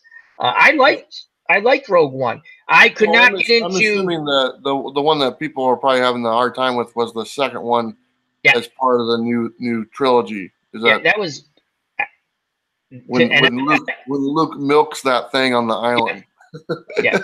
Let's not get dog started. I want to get dog started. Anyway, I'm just saying why. You're like you said, there's content, right? I'll use the Walking Dead TV show. Okay. They had wonderful content in the comic books, right? I get it. I don't get it. They didn't want to do exactly like the comic book. Okay, whatever. And again, I came to the reading The Walking Dead late as a comic book person, reading it. I actually watched the show first just because that whole zombie thing has always intrigued me. The apocalyptic kind of thing. I never want it to happen. I'm just saying it intrigues me. And they just got into these things where you're sitting there going, why would you do that? You have all this content, and I have to be honest, I enjoyed the last 3 episodes of The Walking Dead season a lot. I liked it. They pulled me back in. I thought they introduced the Whisperers, who, if you don't know, are really probably right now the worst villains on that have come on that show. And they did it in a really cool way. I didn't know how they were going to pull it off, and they pulled it off well, in my opinion. So there is content for Star Wars out there. They just don't want to use it. So I'm happy that you're saying, again, I'm not a big superhero movie guy, but that they're using content that's been successful. So yeah. Well, another thing is with Star Wars, the bar is set so unbelievably high for that franchise because the first 3 movies were just incredible. I mean, those 3 movies will never be duplicated, no matter what. That's an excellent point. That's why I think I liked the first one they brought back was basically a redub of kind of the first movie, and I didn't care. People are like, "Oh, it's kind of the same thing." Yes and no. There was some difference to it, obviously, but you know what? They were like, "Oh, you like it because it was nostalgic." Okay, I like it because it was nostalgic. Is that a bad thing? I enjoyed a movie. I liked it, so it's hard when the franchise peaks when with its first movies. It peaked. Okay, we were talking about The Godfather. Was it last week or the week before? The Godfather 1 and 2, and then they do a thing where they put it in chronological order. They used to show it on TV, like regular TV. Now they've gotten away from that. It's kind of funny. But they used to put it in chronological order, and you watch in chronological order, it was really cool. And if you watch it 1 and 2, then they made Godfather 3, and you're like, yeah, it's Godfather 3. Had it been a standalone, whatever organized crime movie. It was entertaining to a point. I'm not going to go hash through it again. You know, they killed off the two most interesting characters less than halfway through the movie. And again, I guess the people you're supposed to be rooting for, I sure as hell wasn't rooting for. I'm like, I kind of don't like these people. I liked the father. You know, he dies in the first one. You know, Spoiler. Yeah, spoiler. I haven't seen it yet, but yeah, if you haven't seen it by now, people, it's not our fault. So that's a really good point. When it's tough to, I don't know. I think what they did with Luke Skywalker, and then we'll end it, is just stupid. I don't get how you just turned him into. It's stupid. It's stupid. Simple. Yeah, I didn't quite understand that whole thing, to be honest. That turned off a lot of people because. Yeah. But like I said, you do back yourself into a corner having those three first films just being so good, and then you followed up with those next three, the prequels, which were just, you know, I mean, let's be honest, all three of those were just not a good time at the movies. I can remember going and seeing that first prequel and just like walking in there like so excited and walking out like, what was that? This is not my Star Wars. This is not anybody's Star Wars type thing. And then the next two after it were just more of the same. So it's a hard thing to do with those. And another thing, back to the superhero movies. Yeah, I think it's just the bar is just being set. You know, everyone just gets a little bit better and better and better. They're not starting out with a huge bang and then going down. They're starting off with a little and they're building and building and building. So I think they can keep that going for quite a long time. And really, when you think about the universe, there are so many characters that are out there that they haven't even touched. I mean, if you were to tell me that the Guardians of the Galaxy movie would be like a super huge hit a few years ago, I'd be like, have you ever read the Guardians of the Galaxy? They're not very good. That's a horrible book, you know? It's not very good, but yet they come That's interesting. That is really interesting. OG, what are your thoughts on that?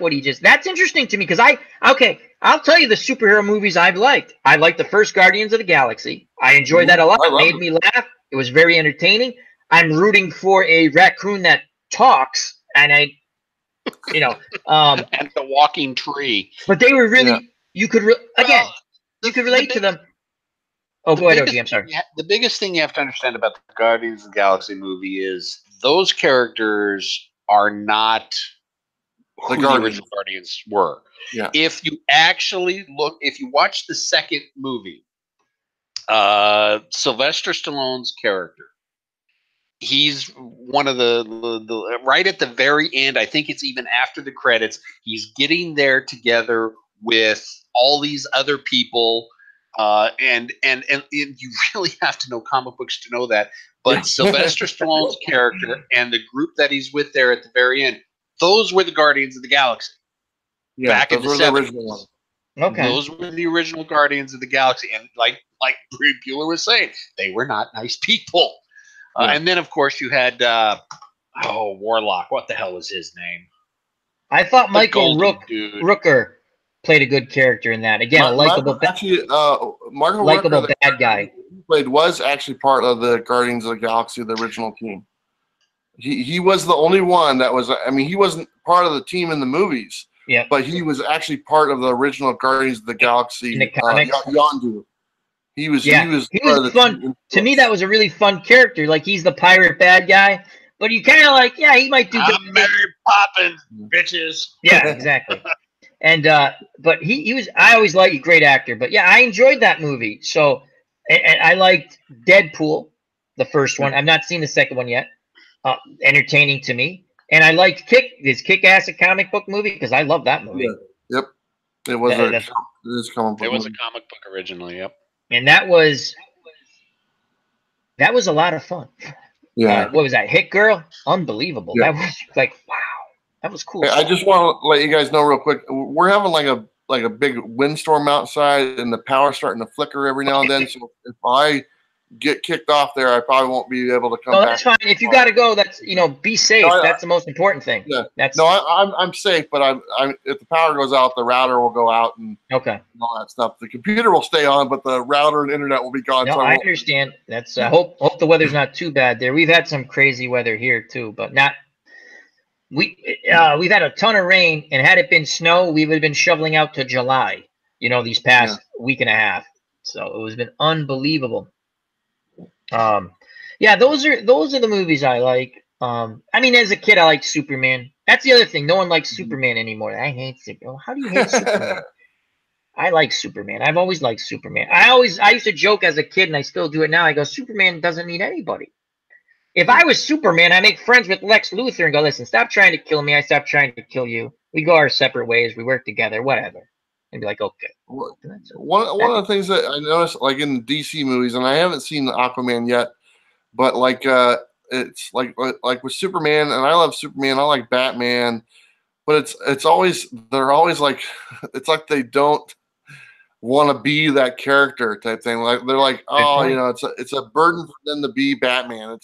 It's a burden for him to be Superman. That's a really good point. Like last couple Superman movies, like, oh, it's he never smiles. He's like, oh, it's Superman. Come on, I know if I was Superman, I'd be smiling all day. I go, I have invisible vision or something like that. So I'd be like, but no, that's a great point. It's like they're not embracing the character. The way it's written, they're not embracing the character. And again, I tried to watch Batman with Ben Affleck. Yeah, I didn't like it. I'm not a big Ben Affleck fan, but the Batmans with Christian Bale, all three of those were just fantastic. I like those. I like the one with Heath Ledger as the Joker. That's another one of I actually own that one because I enjoyed that so much. The whole you want to see a magic trick routine. I still giggle to myself. You want to see me make this pencil or what was it? Pencil pen disappear, and he goes pencil disappear. Yeah, that was hilarious. It's not, So, but I was just curious with what you thought, what you'd like to be made. I'll use again. I'll go to The Walking Dead. That's the closest thing I can say, like a comic book kind of thing, because I read it. I grant you, I read it on my Kindle, but I read the comic books. I'm getting caught up. Where I wish The Walking Dead would go. Explain to me how the government's all collapsed. I know it's the apocalypse, but you're telling me every government foobarred everything all over the place. Like, we shoot these things, and don't die, and we're trying. You've seen the whole routine. Like, it would be pretty quick. I'd sit there and I'd go, okay, anyone who's not alive that starts walking, shoot them. Kill them, burn them in the head, whatever. It's not that hard to figure out how to kill these things. Again, they go with no one ever realized what's going on. And I thought what was cool about 28 Days Later in the sequel, they actually told you how the NATO went in to England to try to control what was going on. I wish The Walking Dead would at least do, my God, one episode, a flashback with. You don't even have to have characters that just to explain this is what happened. They kind of try to do it with fear, and they got away from it. But I don't know. That's what I'd like to see when towards a comic book kind of. Even in the comic book, I would like to see them explain just how everything collapsed. So you want the origin story is what you're looking for. You want the whole kind of just to say, because it always. I mean, the Pentagon actually has a zombie plan now, and you can print it up. It's actually online. It's very militaristic, cold reading. It's not like exciting and this.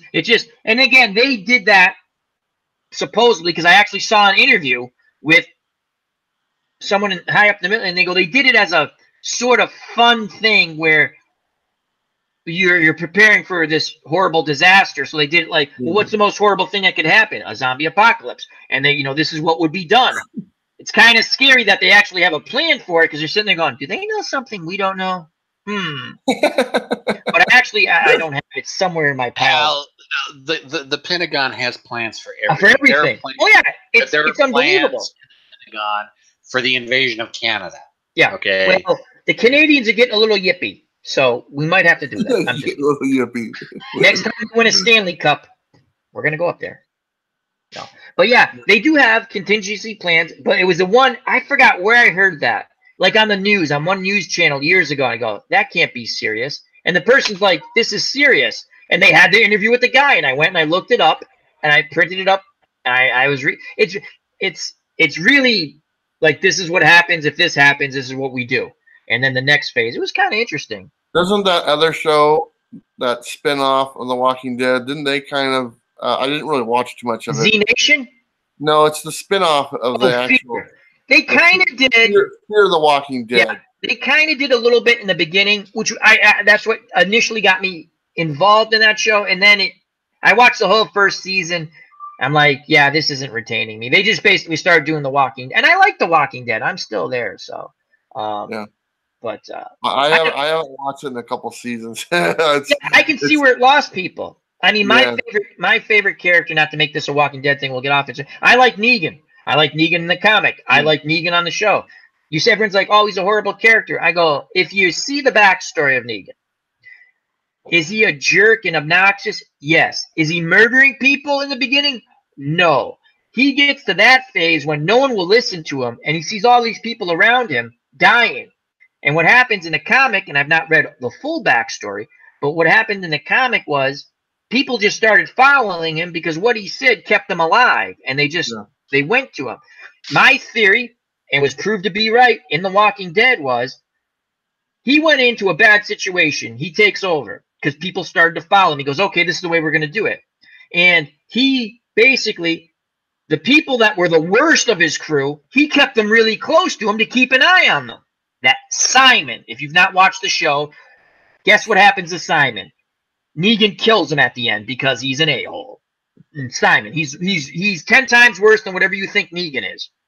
And the people he trusted were a little farther out in the farther outposts.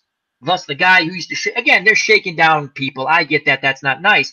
But the whole point was where they were located, what they called the sanctuary, they couldn't grow food there. But it was a safe place. And so they would go out to other communities and go, we'll give you protection. You give us this. It's a shakedown routine. And, half of your stuff is ours. I'm not condoning that. I'm just saying, to me, when you look at his character, when he was trying to bring people in, they were already better than most of the people he had, meaning he was trying to bring in people from Rick's crew. He goes, they're smart, they're loyal.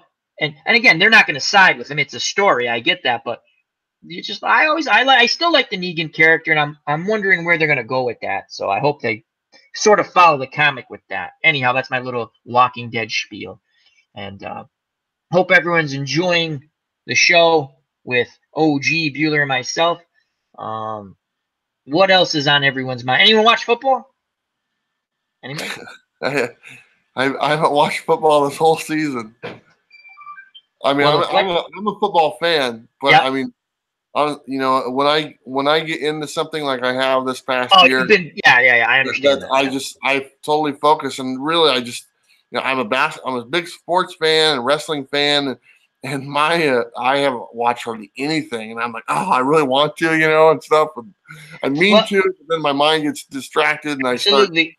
And if you want to be successful with your YouTube channels, you have to put time into it, and I know exactly what you're saying.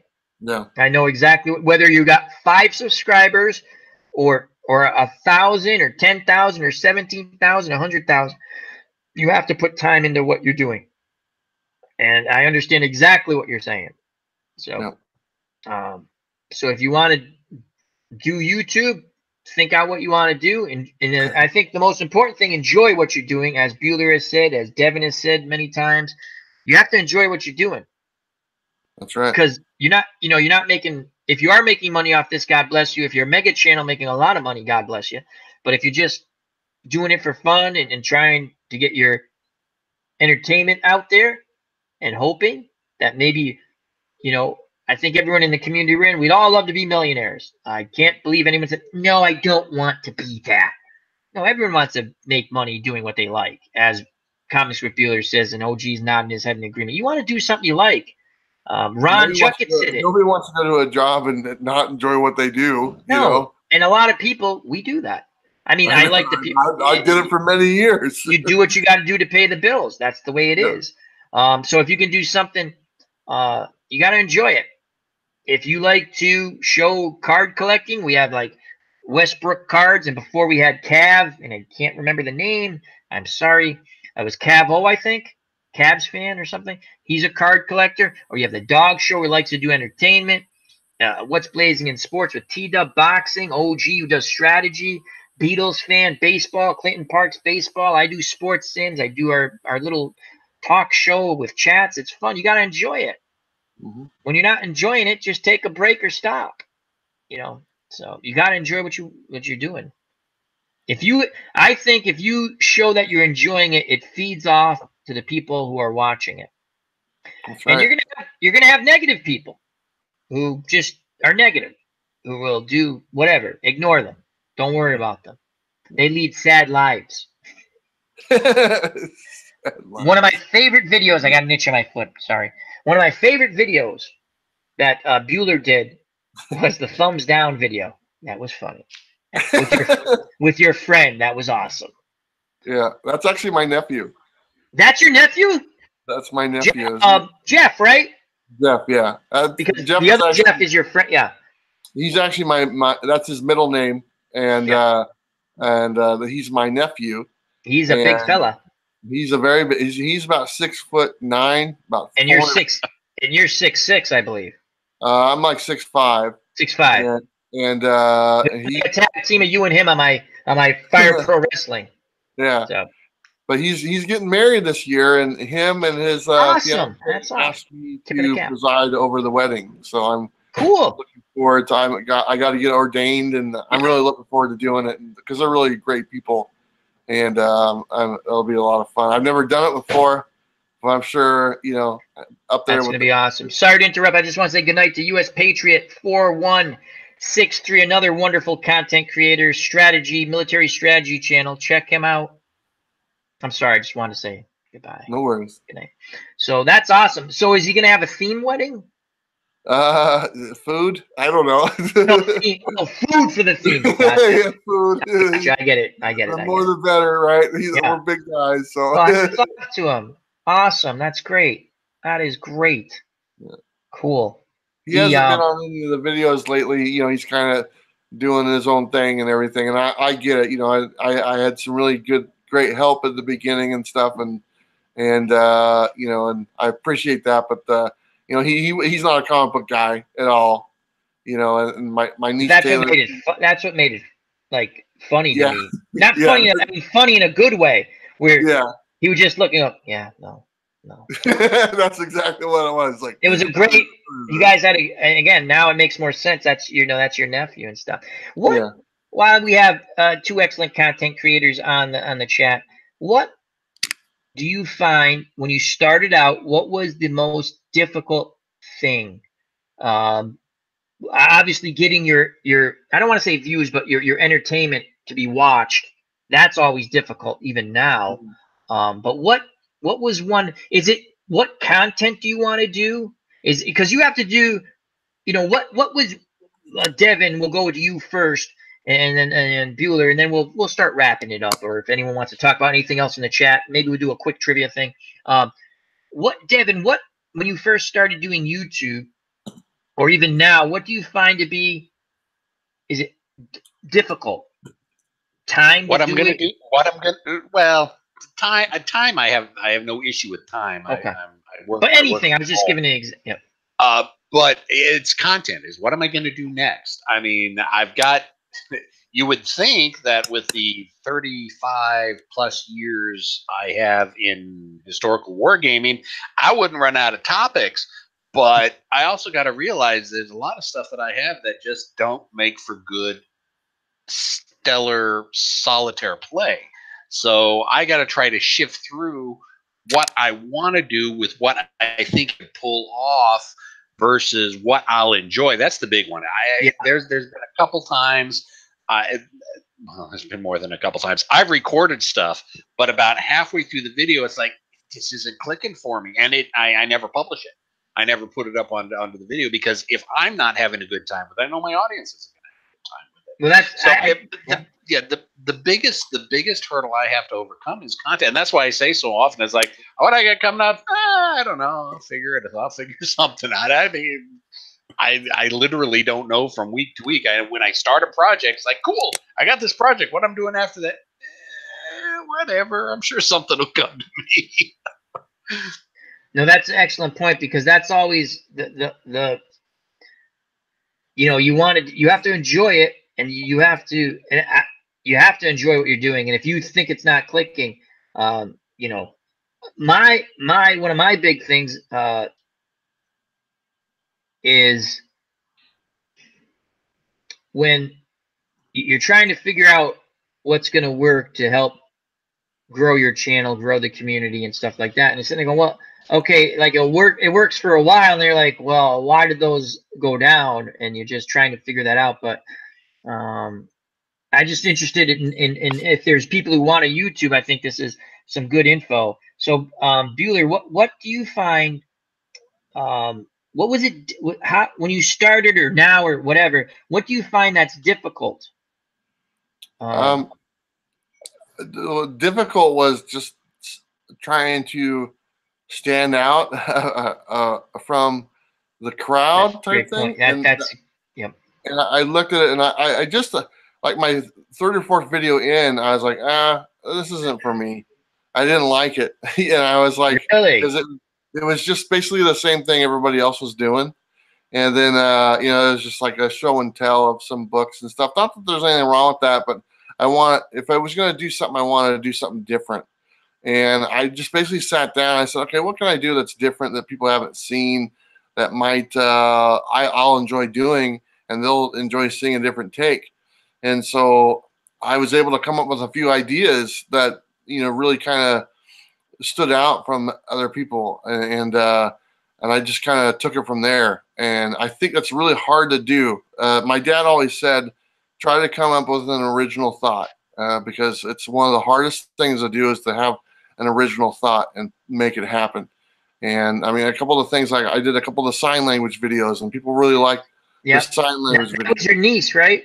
Yeah, that was my niece. And then I did the videos like with Jeff and stuff. We did the people who don't like comics type thing. I like those. Are some of my favorite. I like those. Yeah, it was different and stuff. And then like I did my spinner rack video, which was just kind of hit. You know, I found the spinner rack, you know, from underneath the house from 30 years ago and stuff, you know.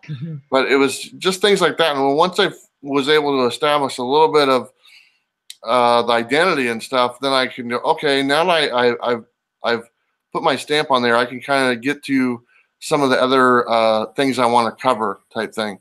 But I think it's mainly just kind of, if you're wanting to start out, you know, it's consistency is the main thing. Is I mean, I put out 5 or 6 videos a week. They all come out at the same time.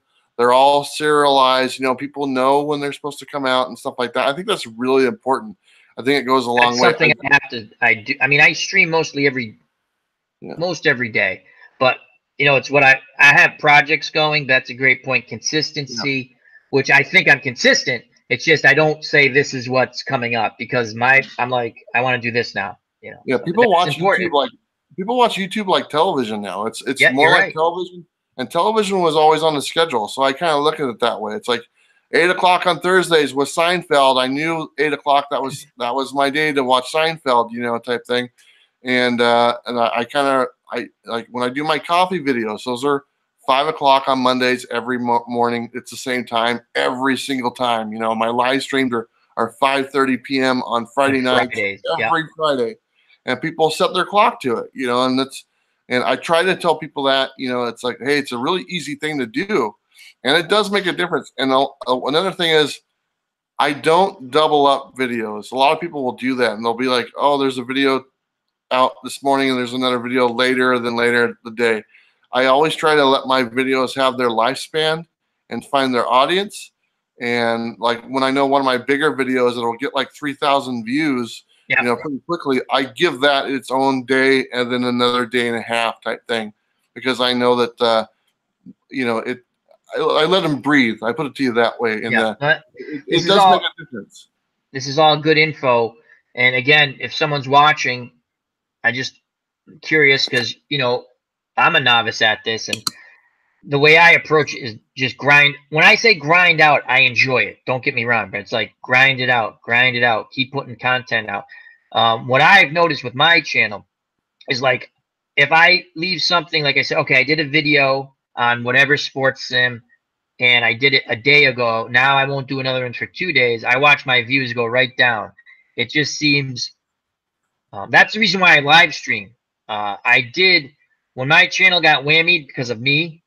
I did something stupid. I got whammied. And I was putting up. We probably lost Travis because of the weather, but I was putting up uploads, and they weren't doing as well. I think live streaming is important also to grow your base and then go from there. What are your thoughts on that, OG? Because you do more recording, and I love your live stream stuff. Like the wrestling was, can't say enough about that. I love it. It's just an entertainment. It's fun stuff. Well, you just got to go with what you're comfortable with. I mean, true. That's another good point. It's when I first started off doing this, was actually a podcast. I did about 30 podcasts, and I was trying to do them, release one every Thursday. It didn't work for me. I could not make it work. I could not do the set schedule.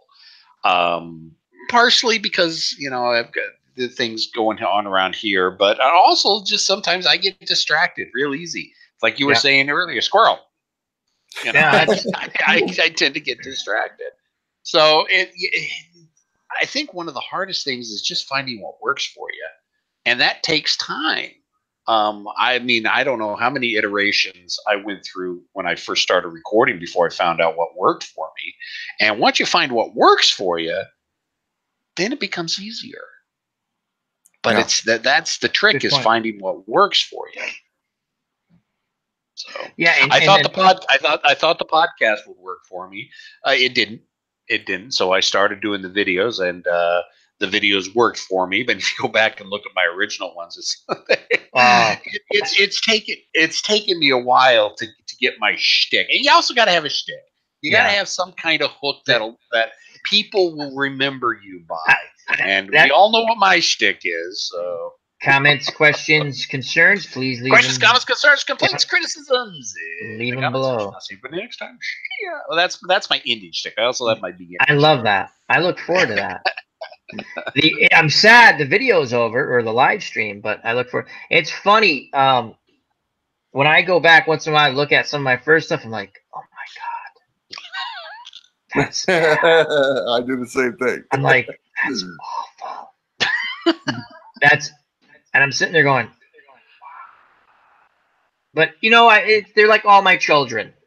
I got lots of children with the videos I've done. I love them all. But you just look and you just see. I think it's funny. That's funny you mentioned that. You look back and you're like, wow. But that's a good point. You have to find your niche, if that's the terminology that I'll use. It's just interesting because people are always saying, in the chat, I want to do this, and I try to help. I try to help out people who want to do this. I like here. This is OBS. This is what I know. It's free. You don't have to pay for it. Yeah. Is it the best thing? I don't know. It's the only thing I use. I'm sure there's a lot better things out there, but it's free and it works. And then some people had trouble with Google Hangouts. We work together and we get that up, or a game. They want to stream a game, a sports game. How do you get the photos in there? How do you do this?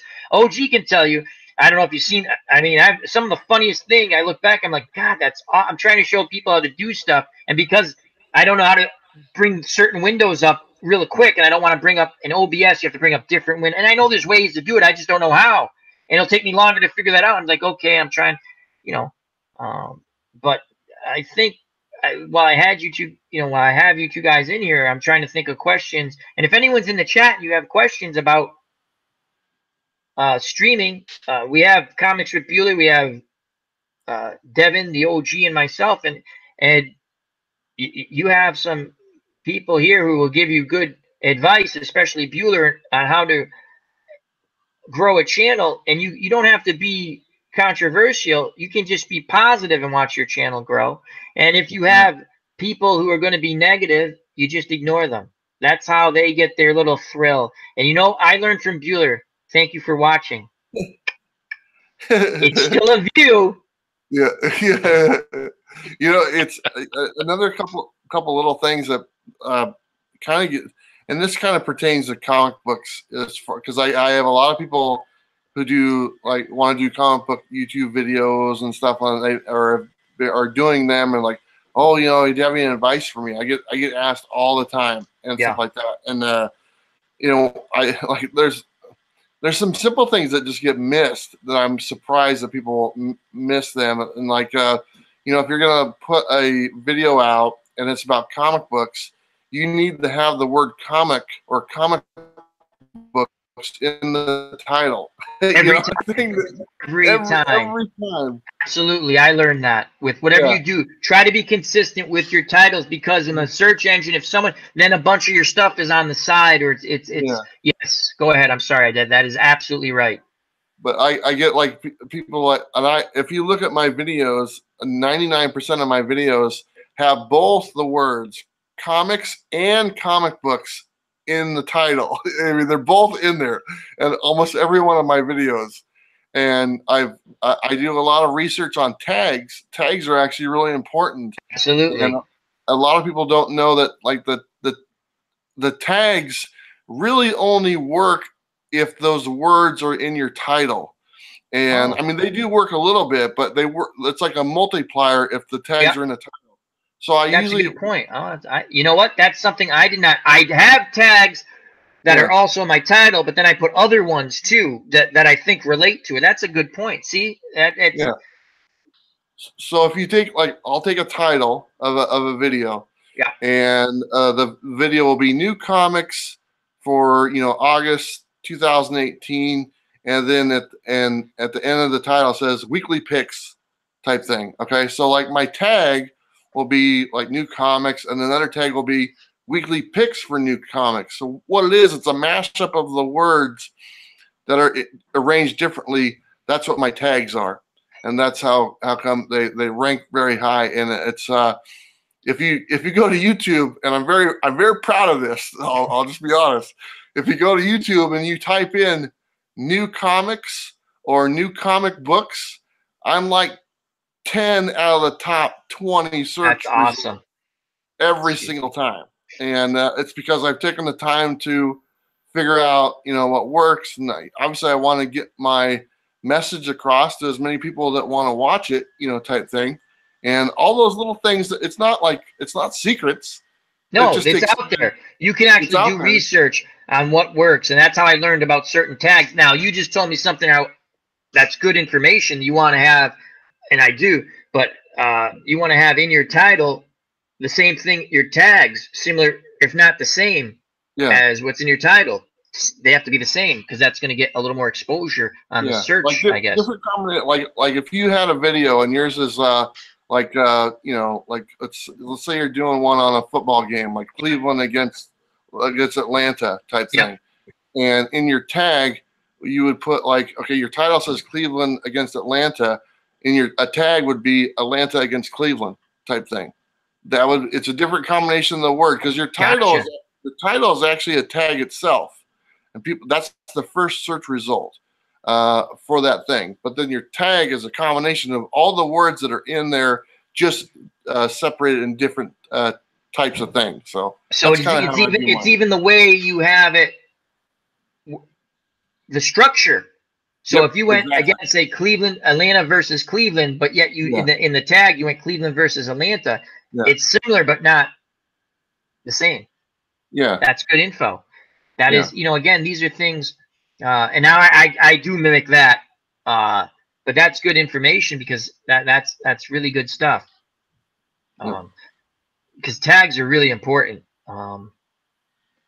Yeah, I have a set list that I pretty much use for all my stuff. I just change the dates on them, because I have weekly things that have different dates, and so it's the same tags. I just have to change the dates on them and put them in there, and they work really well. I have a program that kind of ranks my results as far as my search results for my tags, and they'll tell me what they rank like worldwide, and the majority of them are like ranked in the top 10 for comic books. I mean, obviously it's a a specific market type thing. But it took a long time to look.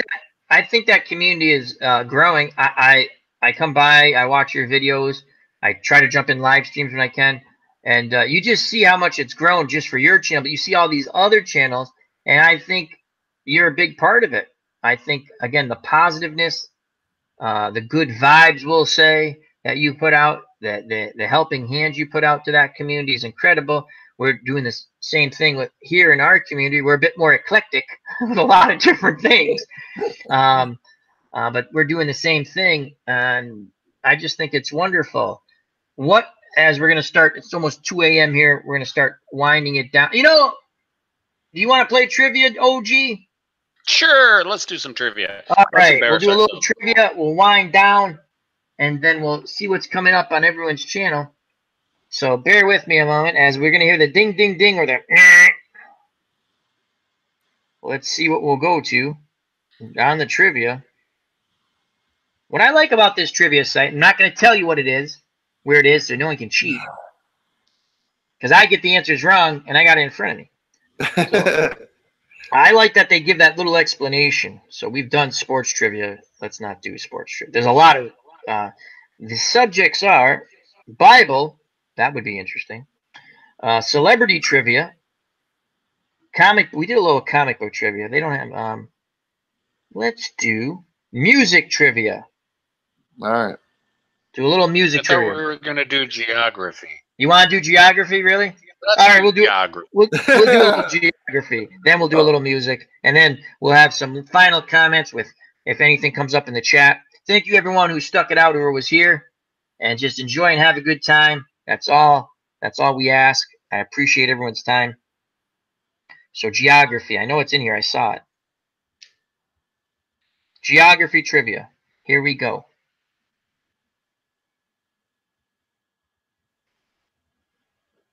All right, if we get this one wrong, we're in trouble. What is the Earth's largest continent? Everyone, geography trivia, about 4 or 5 questions. What is the Earth's largest continent? Asia, Africa, Europe, or Antarctica? Now that I said it, I'm stuck between 2. I can't believe it because now I'm overthinking this. What is the Earth's largest continent? Asia, Africa, Europe, or Antarctica? I'm pretty sure I know this.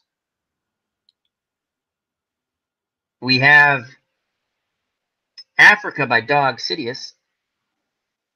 Once again, what is the Earth's largest continent? Asia, Africa, Europe, Antarctica. As everyone's frantically typing. Dave Little says Antarctica. I can see you guys typing. I'm not typing. It doesn't matter. So, what are your thoughts on it? What do they consider Asia, though? I mean, there are large parts of Russia that could be considered part of Asia. And I guess don't do the claving thing where you say he wasn't in my kitchen. Right. I'm gonna have to go with Africa then. You're gonna go Africa? Yep, I'm gonna go Africa. Okay. I'm gonna go Antarctica. You know, I had Asia on my mind. Asia's on my mind. But for some reason, Antarctica pops in my head, too. I'm going to agree with Bueller and Dave Little. So here we go. No one picked Europe. We know that's not it. Not it. Now we have Africa. So let's go. Oh, no one picked Asia either. Well, let's go Africa. No. Now, the moment of truth. It's down to 2. Who will win Miss Universe? Asia or Antarctica? Asia. It's Asia. You know, I overthought this because I'm like, oh, I know this is Asia. And I'm like, there's a lot of ice in Antarctica. And I'm like, so I don't think they count the ice as part of it. I think now. And Dave Little, I was like, do they count the ice?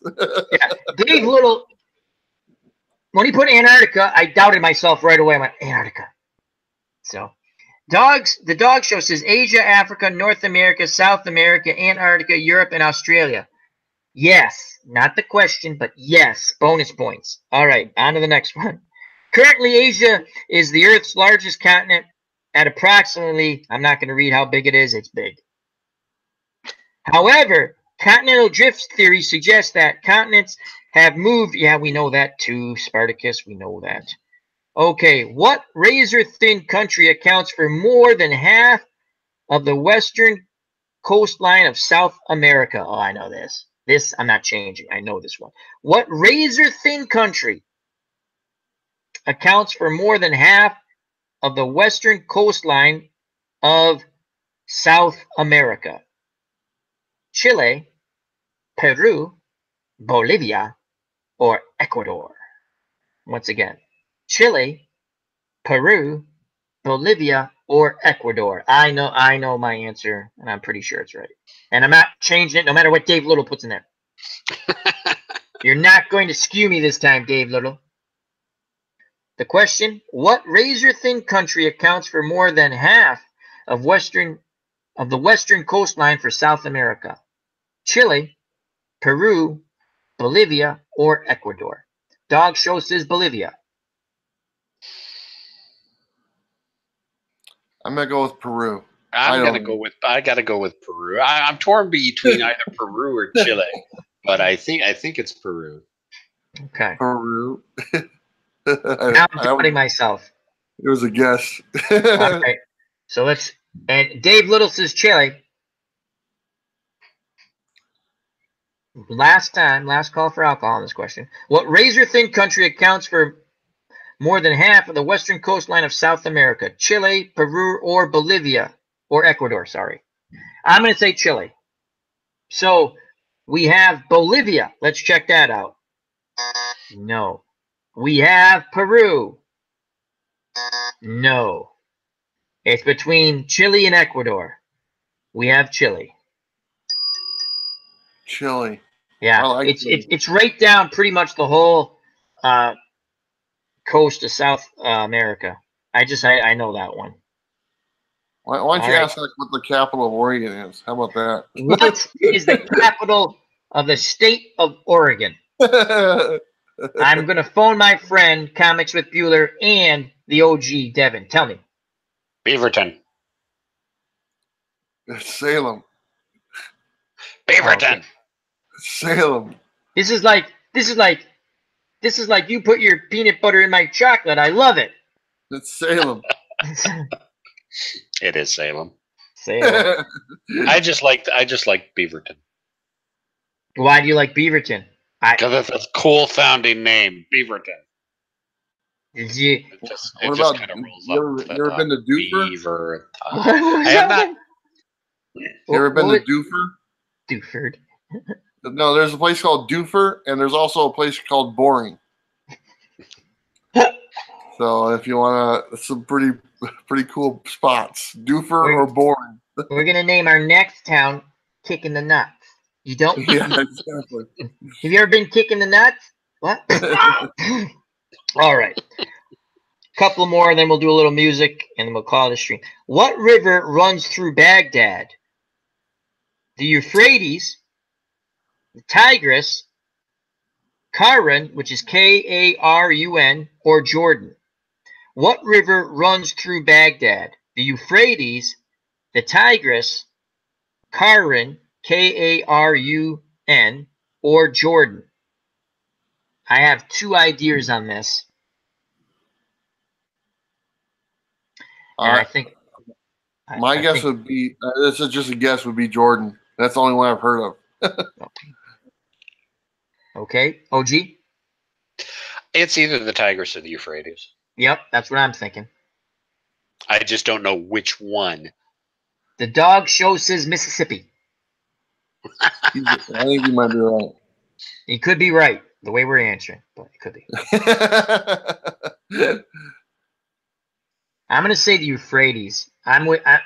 Let's surround it, OG. You answer the other way. At least one of us will. Okay, I'll go with Tigris then. And it's fair. That means the panel will get most like it's fair. All right. So once again, what river? We're both wrong. Then that would suck. What river runs through Baghdad? The Euphrates, the Tigris, Karun, Karun, or Jordan. So we have the Mississippi. It's not on here. So now we have Karun. No one answered that. Wrong. Now we go to Jordan. Wrong. Now we go to Tigris. You are correct, OG.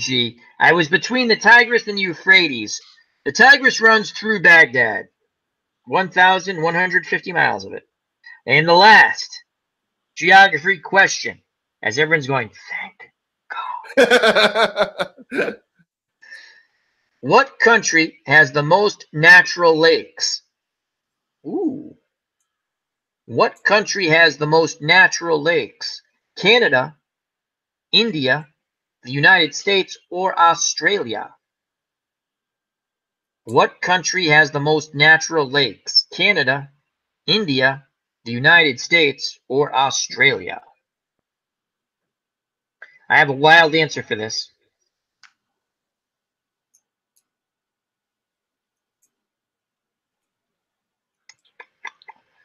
You know what? I'm changing that wild answer because now I'm thinking it out. I'm going to say Canada. Canada. Okay.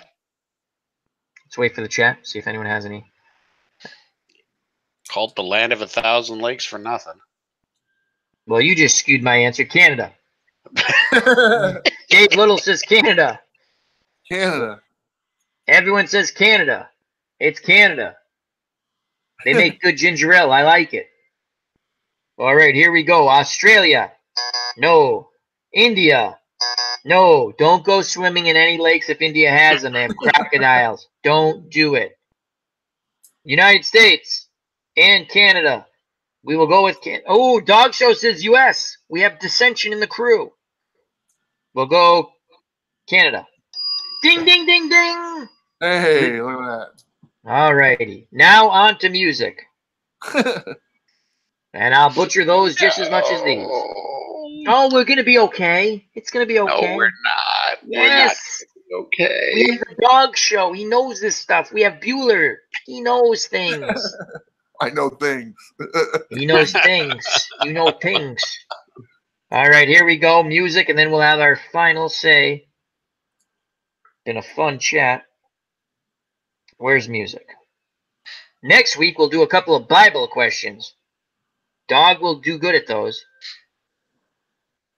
Dog's very knowledgeable about a lot of things. Music trivia. I love when they put like the pseudo dating porn site up on the thing. I'm like, why is this on trivia? Do you think everyone who's lonely does trivia? Okay, so I hit it a few thousand times. Is that the trivia question right there? Yes, it's a trivia question right there. Here we go. Music trivia. Dave Little says 2 out of 4 on geography. That's not bad. We did go 2 out of 4. And if combined, we only didn't answer one question, I think. All right. So there's a victory there. It's a regular Manhattan Project right here. That's right. Who was awarded the very first gold record? The Beatles, Elvis Presley, Perry Como, or Nat King Cole? Now let's think when they start doing this. This is what we have to think about. Who was awarded the very first gold record? The Beatles, Elvis Presley, Perry Como, or Nat King Cole? I think they started doing this in the 50s, I think. Which all of these entertainers, except the Beatles, I think, because they came about in the 60s. I think they started doing this in the 50s, but I'm not sure. Dog Show says Nat King Cole. Yep, I'm going with Nat King Cole. That was my original thought was Nat King Cole. My original thought was between Perry Como and Nat King Cole. Yeah, I thought Perry Como because it's, but I'm sticking with Nat King Cole. All right, I'm going to go with Perry Como just to be different. So we're going to do the Beatles. As we'll wait for Dave Little to see if he's going to answer. But yeah, I think it was in the 50s when I started this. And Elvis Presley was popular, but he was probably not selling as many records at the time, though he's probably selling a lot. Just to break so Dave Little and I are going with Perry Como. It's a battle here. It's a battle. All right. The Beatles. No. Elvis Presley. No. It's down to Perry Como and Nat King Cole. We have two schools of thought here. One, Perry Como, and one, Nat King Cole. We will go to Nat King Cole.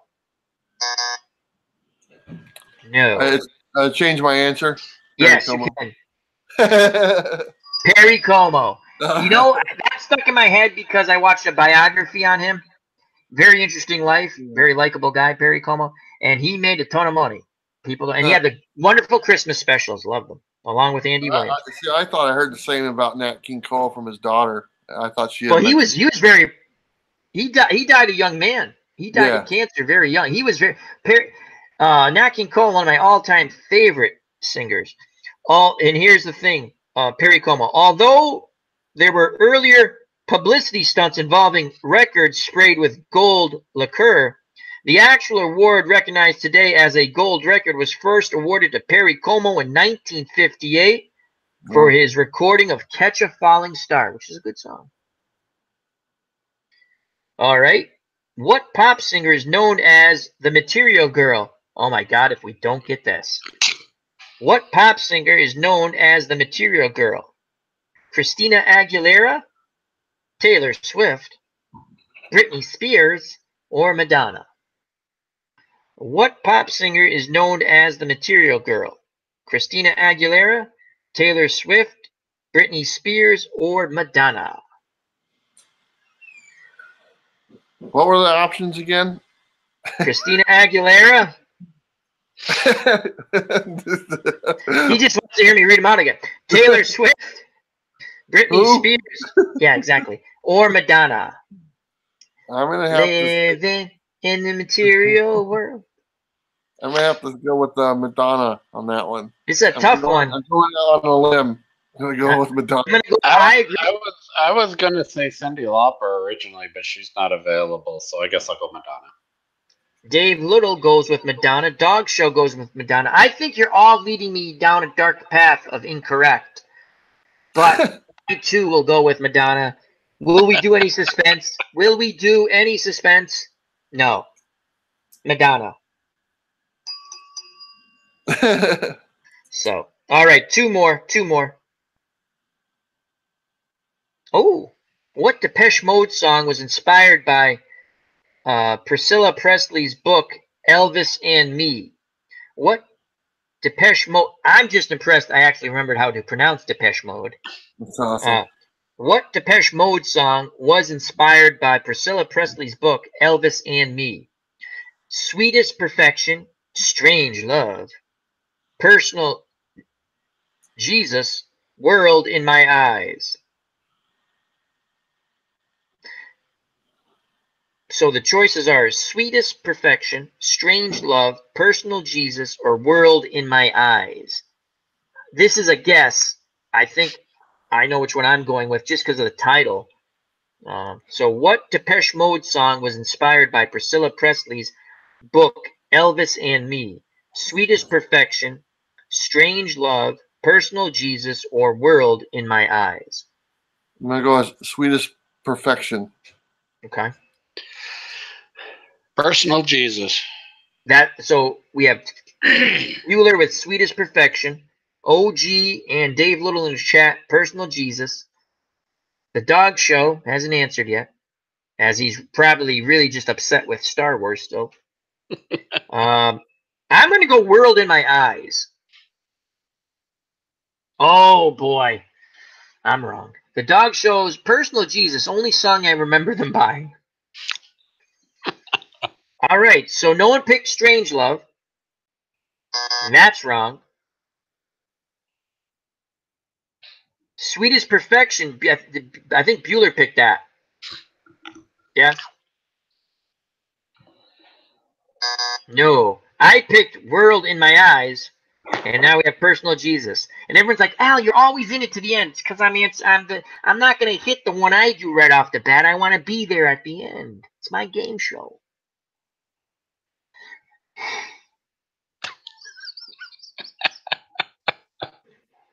Personal Jesus. Ding, ding, ding. So, one more question. How much pressure do the strings in a grand piano exert? Oh my God, this is like a math question. How much question? How much question? How much question? How much pressure do the strings in a grand piano exert on the frame? 30 tons, 3 tons, 30 pounds, 300 pounds. How much pressure? I've been listening to my son right here. My son's stepping in. Hello. He knows music and stuff like that. So I'm gonna see if he can help me out. Oh, cool. So, all right, we got to phone a friend. Awesome. Phone a friend. Phone all right, so here we go. What? Oh God. What? How? How do you get what mixed up with how? And this is water. I swear to God. It is. No, it is. How much pressure do the strings in a grand piano exert on the frame? 30 tons, which seems like a lot. 3 tons, which still seems like a lot. 30 pounds or 300 pounds. I'm leaning 300 pounds. 3 tons. We're going with 3 tons from Oregon. Dog Show goes 300 pounds. I sense we're gonna lose this bet. I just sensed it. As OG sitting there going, I'm going with the smart kid. No, I'm going. I'm going to go 300 pounds. Really? Three tons. Just yes. Really? Really? The whole Jared Leto thing has rotted your mind. Did I choose wrong? I don't know. All right, so we have what was it? 30 tons or 3? 3. 3 tons. Okay. 3 tons. Right. And we said 300 pounds. So 30 pounds. No. 30 tons. 30 tons. Is that what we said? No. No, we said 3 tons. I know. 30 We're tons. all wrong. Our phone was wrong. We can't end on that. Well, read the explanation. 30. Each string has tension of 160 to 200 pounds, resulting in a total combined force of 30 tons. The question didn't say total. No, it You didn't. thought per string. See? You know what? So we're right, no matter what you had, because it's my show. Everyone's right. Everyone gets a participation trophy. Not like when I was a kid and you went out for Little League baseball. This was 8-10 then. They cut kids and kids would go home crying. And I was like, I don't want to be one of those kids. I wasn't. One more. Now we have a music. Oh, I got to find a good one. What is the oldest surviving musical instrument? Oh, my God. A lyre. I think that's like a flute, I think. A lyre. A trumpet. Well, a lyre's obviously not a flute because they have a flute on here. A flute or a drum. Ooh. I know what I'm going to say. The oldest surviving musical instrument. Lyre, that's Lyre, a trumpet, flute, or drum. I mean, people banged on crap all their lives, so. They did, didn't they? Right? That's the way I'm looking at it. Caveman, what did he do? He banged someone upside the head and went, hey, that makes a sound. Let's bang on some other things. So I know where I'm going with this. Dave Little says drum. I say drum. Just to be different, I'm going to go with the lyre. You would. I know. I have to. Jared Leto as Joker has corrupted you. We're going with flute. Flute over here. Okay. All right. Okay. I'm going to feel silly if Dave Little and I are wrong. A lyre is a mini harp. Yeah. Oh. I don't think so. Oh. It's on. It's on now. Anyway, no one said trumpet, which again makes sense because it's not a trumpet. Now, I always like to be in the final 2, so we're going to go lyre. Now, who said lyre? OG. Now it comes down to this. Potential build. Drum versus flute. It has been a battle for the ages. That's right. Drum versus flute. We go to flute. Home Holy cow! Oh, God. I knew. Oh, high five to you guys. Oh, wow. And let's read that. That's going to be interesting. You're telling me when they were hitting the rocks, that doesn't count as a drum? I don't know. Dave Little and LMR has joined us. Hello. Living My Rhapsody, another wonderful content creator. All right, so this is the last one we're going to read. That was cool. It was very nice meeting your son, too. He was on one of your videos. Or is that Yeah, the same? no, he's been on a few. And this is Okay. this Well, is thank actually you for first appearance in participating. a long time. Thank you for participating. That was cool. Thank you. All right. The ancient bone flute, estimated to be about 43,000 to 82,000 years old, was found by Dr. Ivan Turk, paleontologist at a Slovenian Academy of Science at the Neanderthal. Oh my God, I got to pronounce these names. Yeah, we're going to skip over that part. The oldest known musical instrument. So that's pretty cool. They found it. I still say it's a drum because they're beating on things all the time, and you know they're making music. So I say it's a drum. But you know what? Dave Little and I are putting in a formal protest to Dr. from Slovenia Academy. But it is a flute, and that was really cool. I was so positive. Yeah, we won, man. We won. I was like General Custer. I was like, everything's good. Everything. I was like Lieutenant Colonel Custard, right? That was his final, Lieutenant Colonel Custard. I was like, we're good. Everything's good. Yeah, split up the forces. Oh, gee, we got to do that one next. Custard. Yep. All right, so that's it for trivia. We had fun with it. And now, final thoughts. First of all, I'd like to say thank you to Devin, the original Grognard, the OG, and thank you to Comics with Bueller, and thank you to his son. That was really fun that he jumped on at the end. He answered some questions. That's fun. That's what we're about, having fun. I'd like to say thank you to everyone in the chat, Living My Rhapsody, who just jumped in. Check out that wonderful content creators channel.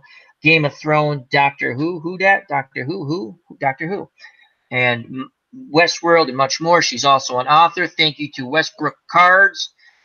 Card Collector. He's one of the new channels I've subscribed to. Check him out. A lot of fun. Dog Show. He's going to be on with the Westerosi Ninja. And just check out either on the, I think they were on the Ninja's channel last week. So I believe it's on the Dog Show this week. And top 10 albums. That's what they're going to discuss. And I'm going to scroll up. And we had a long chat. It was fun. So if I missed someone, I apologize. Thank you to US Patriot 4163. Check out that wonderful military strategy channel. He's a friend of OG's. Thank you to What's Blazing in Sports, great boxing channel. Bobby Cantalano, thank you. Todd B. Phantomatic, thank you very much. Bubba Husky. Clinton Parks, another wonderful content creator. Baseball Sims. Dave Little, thank you for participating. Herb Pilgrim, thank you. Thank you for being our friends. Todd B, I think I said that already. Just makes it sound like we had more people if I repeat the names every so often. That's another trick. Always make it sound like you have more people. But we had a lot of people for me, and I appreciate that. And we go up, up, up, up, up and away like a beautiful Tribes fan. Baseball demos. Check out those wonderful baseball sim content creators. Mr. Pete. Comics with Bueller, who was with us. Beantown 62. I think we got everybody. And we can't scroll up anymore, so that's everybody. If I missed you, if you're early on, I missed you, I apologize. Thank you very much for taking some time out, spending it with us. Hopefully you had some laughs, had some knowledge, because we had some good discussion on some YouTube questions about if you want to be a content creator. And we had two good people on, the original Grognard and Comics with Bueller. So we'll go to Comics with Bueller. Thank you for joining us. What's coming up? And thank you very much to you and your son. That was great. I loved it. It was awesome. Well, I just want to say thanks for having me on tonight. I was actually in the middle of editing a video, and I saw you pop up, and I was like, oh, I need to go say hi to Al and the OG and stuff like that. So I was happy that you guys were doing something tonight. And as far as what I have going on my channel, I pretty much have videos every day of the week. This coming week, tomorrow morning, I'll have a video with some books that I got in the 50-cent boxes just recently, some really nice ones I'm showing. And then I'll be doing that live stream tomorrow, the Community Spotlight, my first one, which will be at 4 o'clock Pacific Standard Time, and I'll have some guests. And then, like I said, that's 1 o'clock Eastern. If it's 1 o'clock Eastern. Cool. Is it? No, aren't you guys 3 hours ahead? Or no, I don't know. Behind. Something like that. Yeah, so it's. I'm sorry. No. I'm sorry. Yeah. That's. Oh God, Matt. Yeah, it's all right. So work with numbers. 4 I o'clock. shut numbers off on the weekend. Sorry. So it's 4 o'clock there, right? So it's 7 o'clock here. There you go. You got it. I got it right. And then the rest of the week, I'll have new videos every single day of the rest of the week. So, but anyway, I just want to say thanks for having me on. I had a fun time talking with you guys again. It's been a little while, and I've been wanting to jump on and say hello and catch up with you. And hopefully, I can do it again. Not too far down the road. Thank you very much. Also, JD's just jumped in, another wonderful content creator. I'm gonna have to check out his Red Dead Redemption. He did some Red Dead Redemption tonight. And now to the OG, the original Grognard.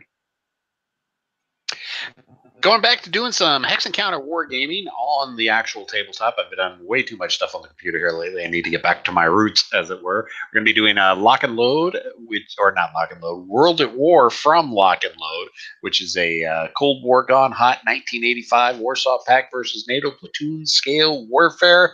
And we're doing some West Germans versus Soviet combat. And hopefully we'll start getting the first video out later this week. Cool. You know what we forgot to do? We'll do next time. We forgot to see Jaws in the tank. Your catfish. But we'll do that next. I think he's been. Well, I can see him moving around in his cave right now, but I don't think he's actually come out so far tonight. So I haven't put any food in, so that's why he's being a little lazy. A little camera shy tonight. All right. Well, I like to say also, hope. Check out Retro Sports Network. That's with Uncle Ron Juckett. He was feeling under the weather tonight. He didn't stream this afternoon, and I hope he's feeling better soon. So check out Ron Juckett, as we call him, Uncle Ron, on Retro Sports Network. And there's always great stuff coming up on his channel. And he'll be finishing up his football playoffs coming this week. And I think he's doing the national title game pre-play after the NFL playoff game. So check out Uncle Ron, Retro Sports Network. And for me, when we do what we do, then we're going to keep doing it. We're going to have some sports sims. We're going to do chats with Al. We're just going to have fun and a good time. I appreciate everyone who stops by and joins in the chat, and we have fun. And thank you very much. And health and happiness till next time. Happy New Year. I hope it's a great one. Health and happiness. Take care. Bye-bye. God bless. And you know what's coming, folks. Peace.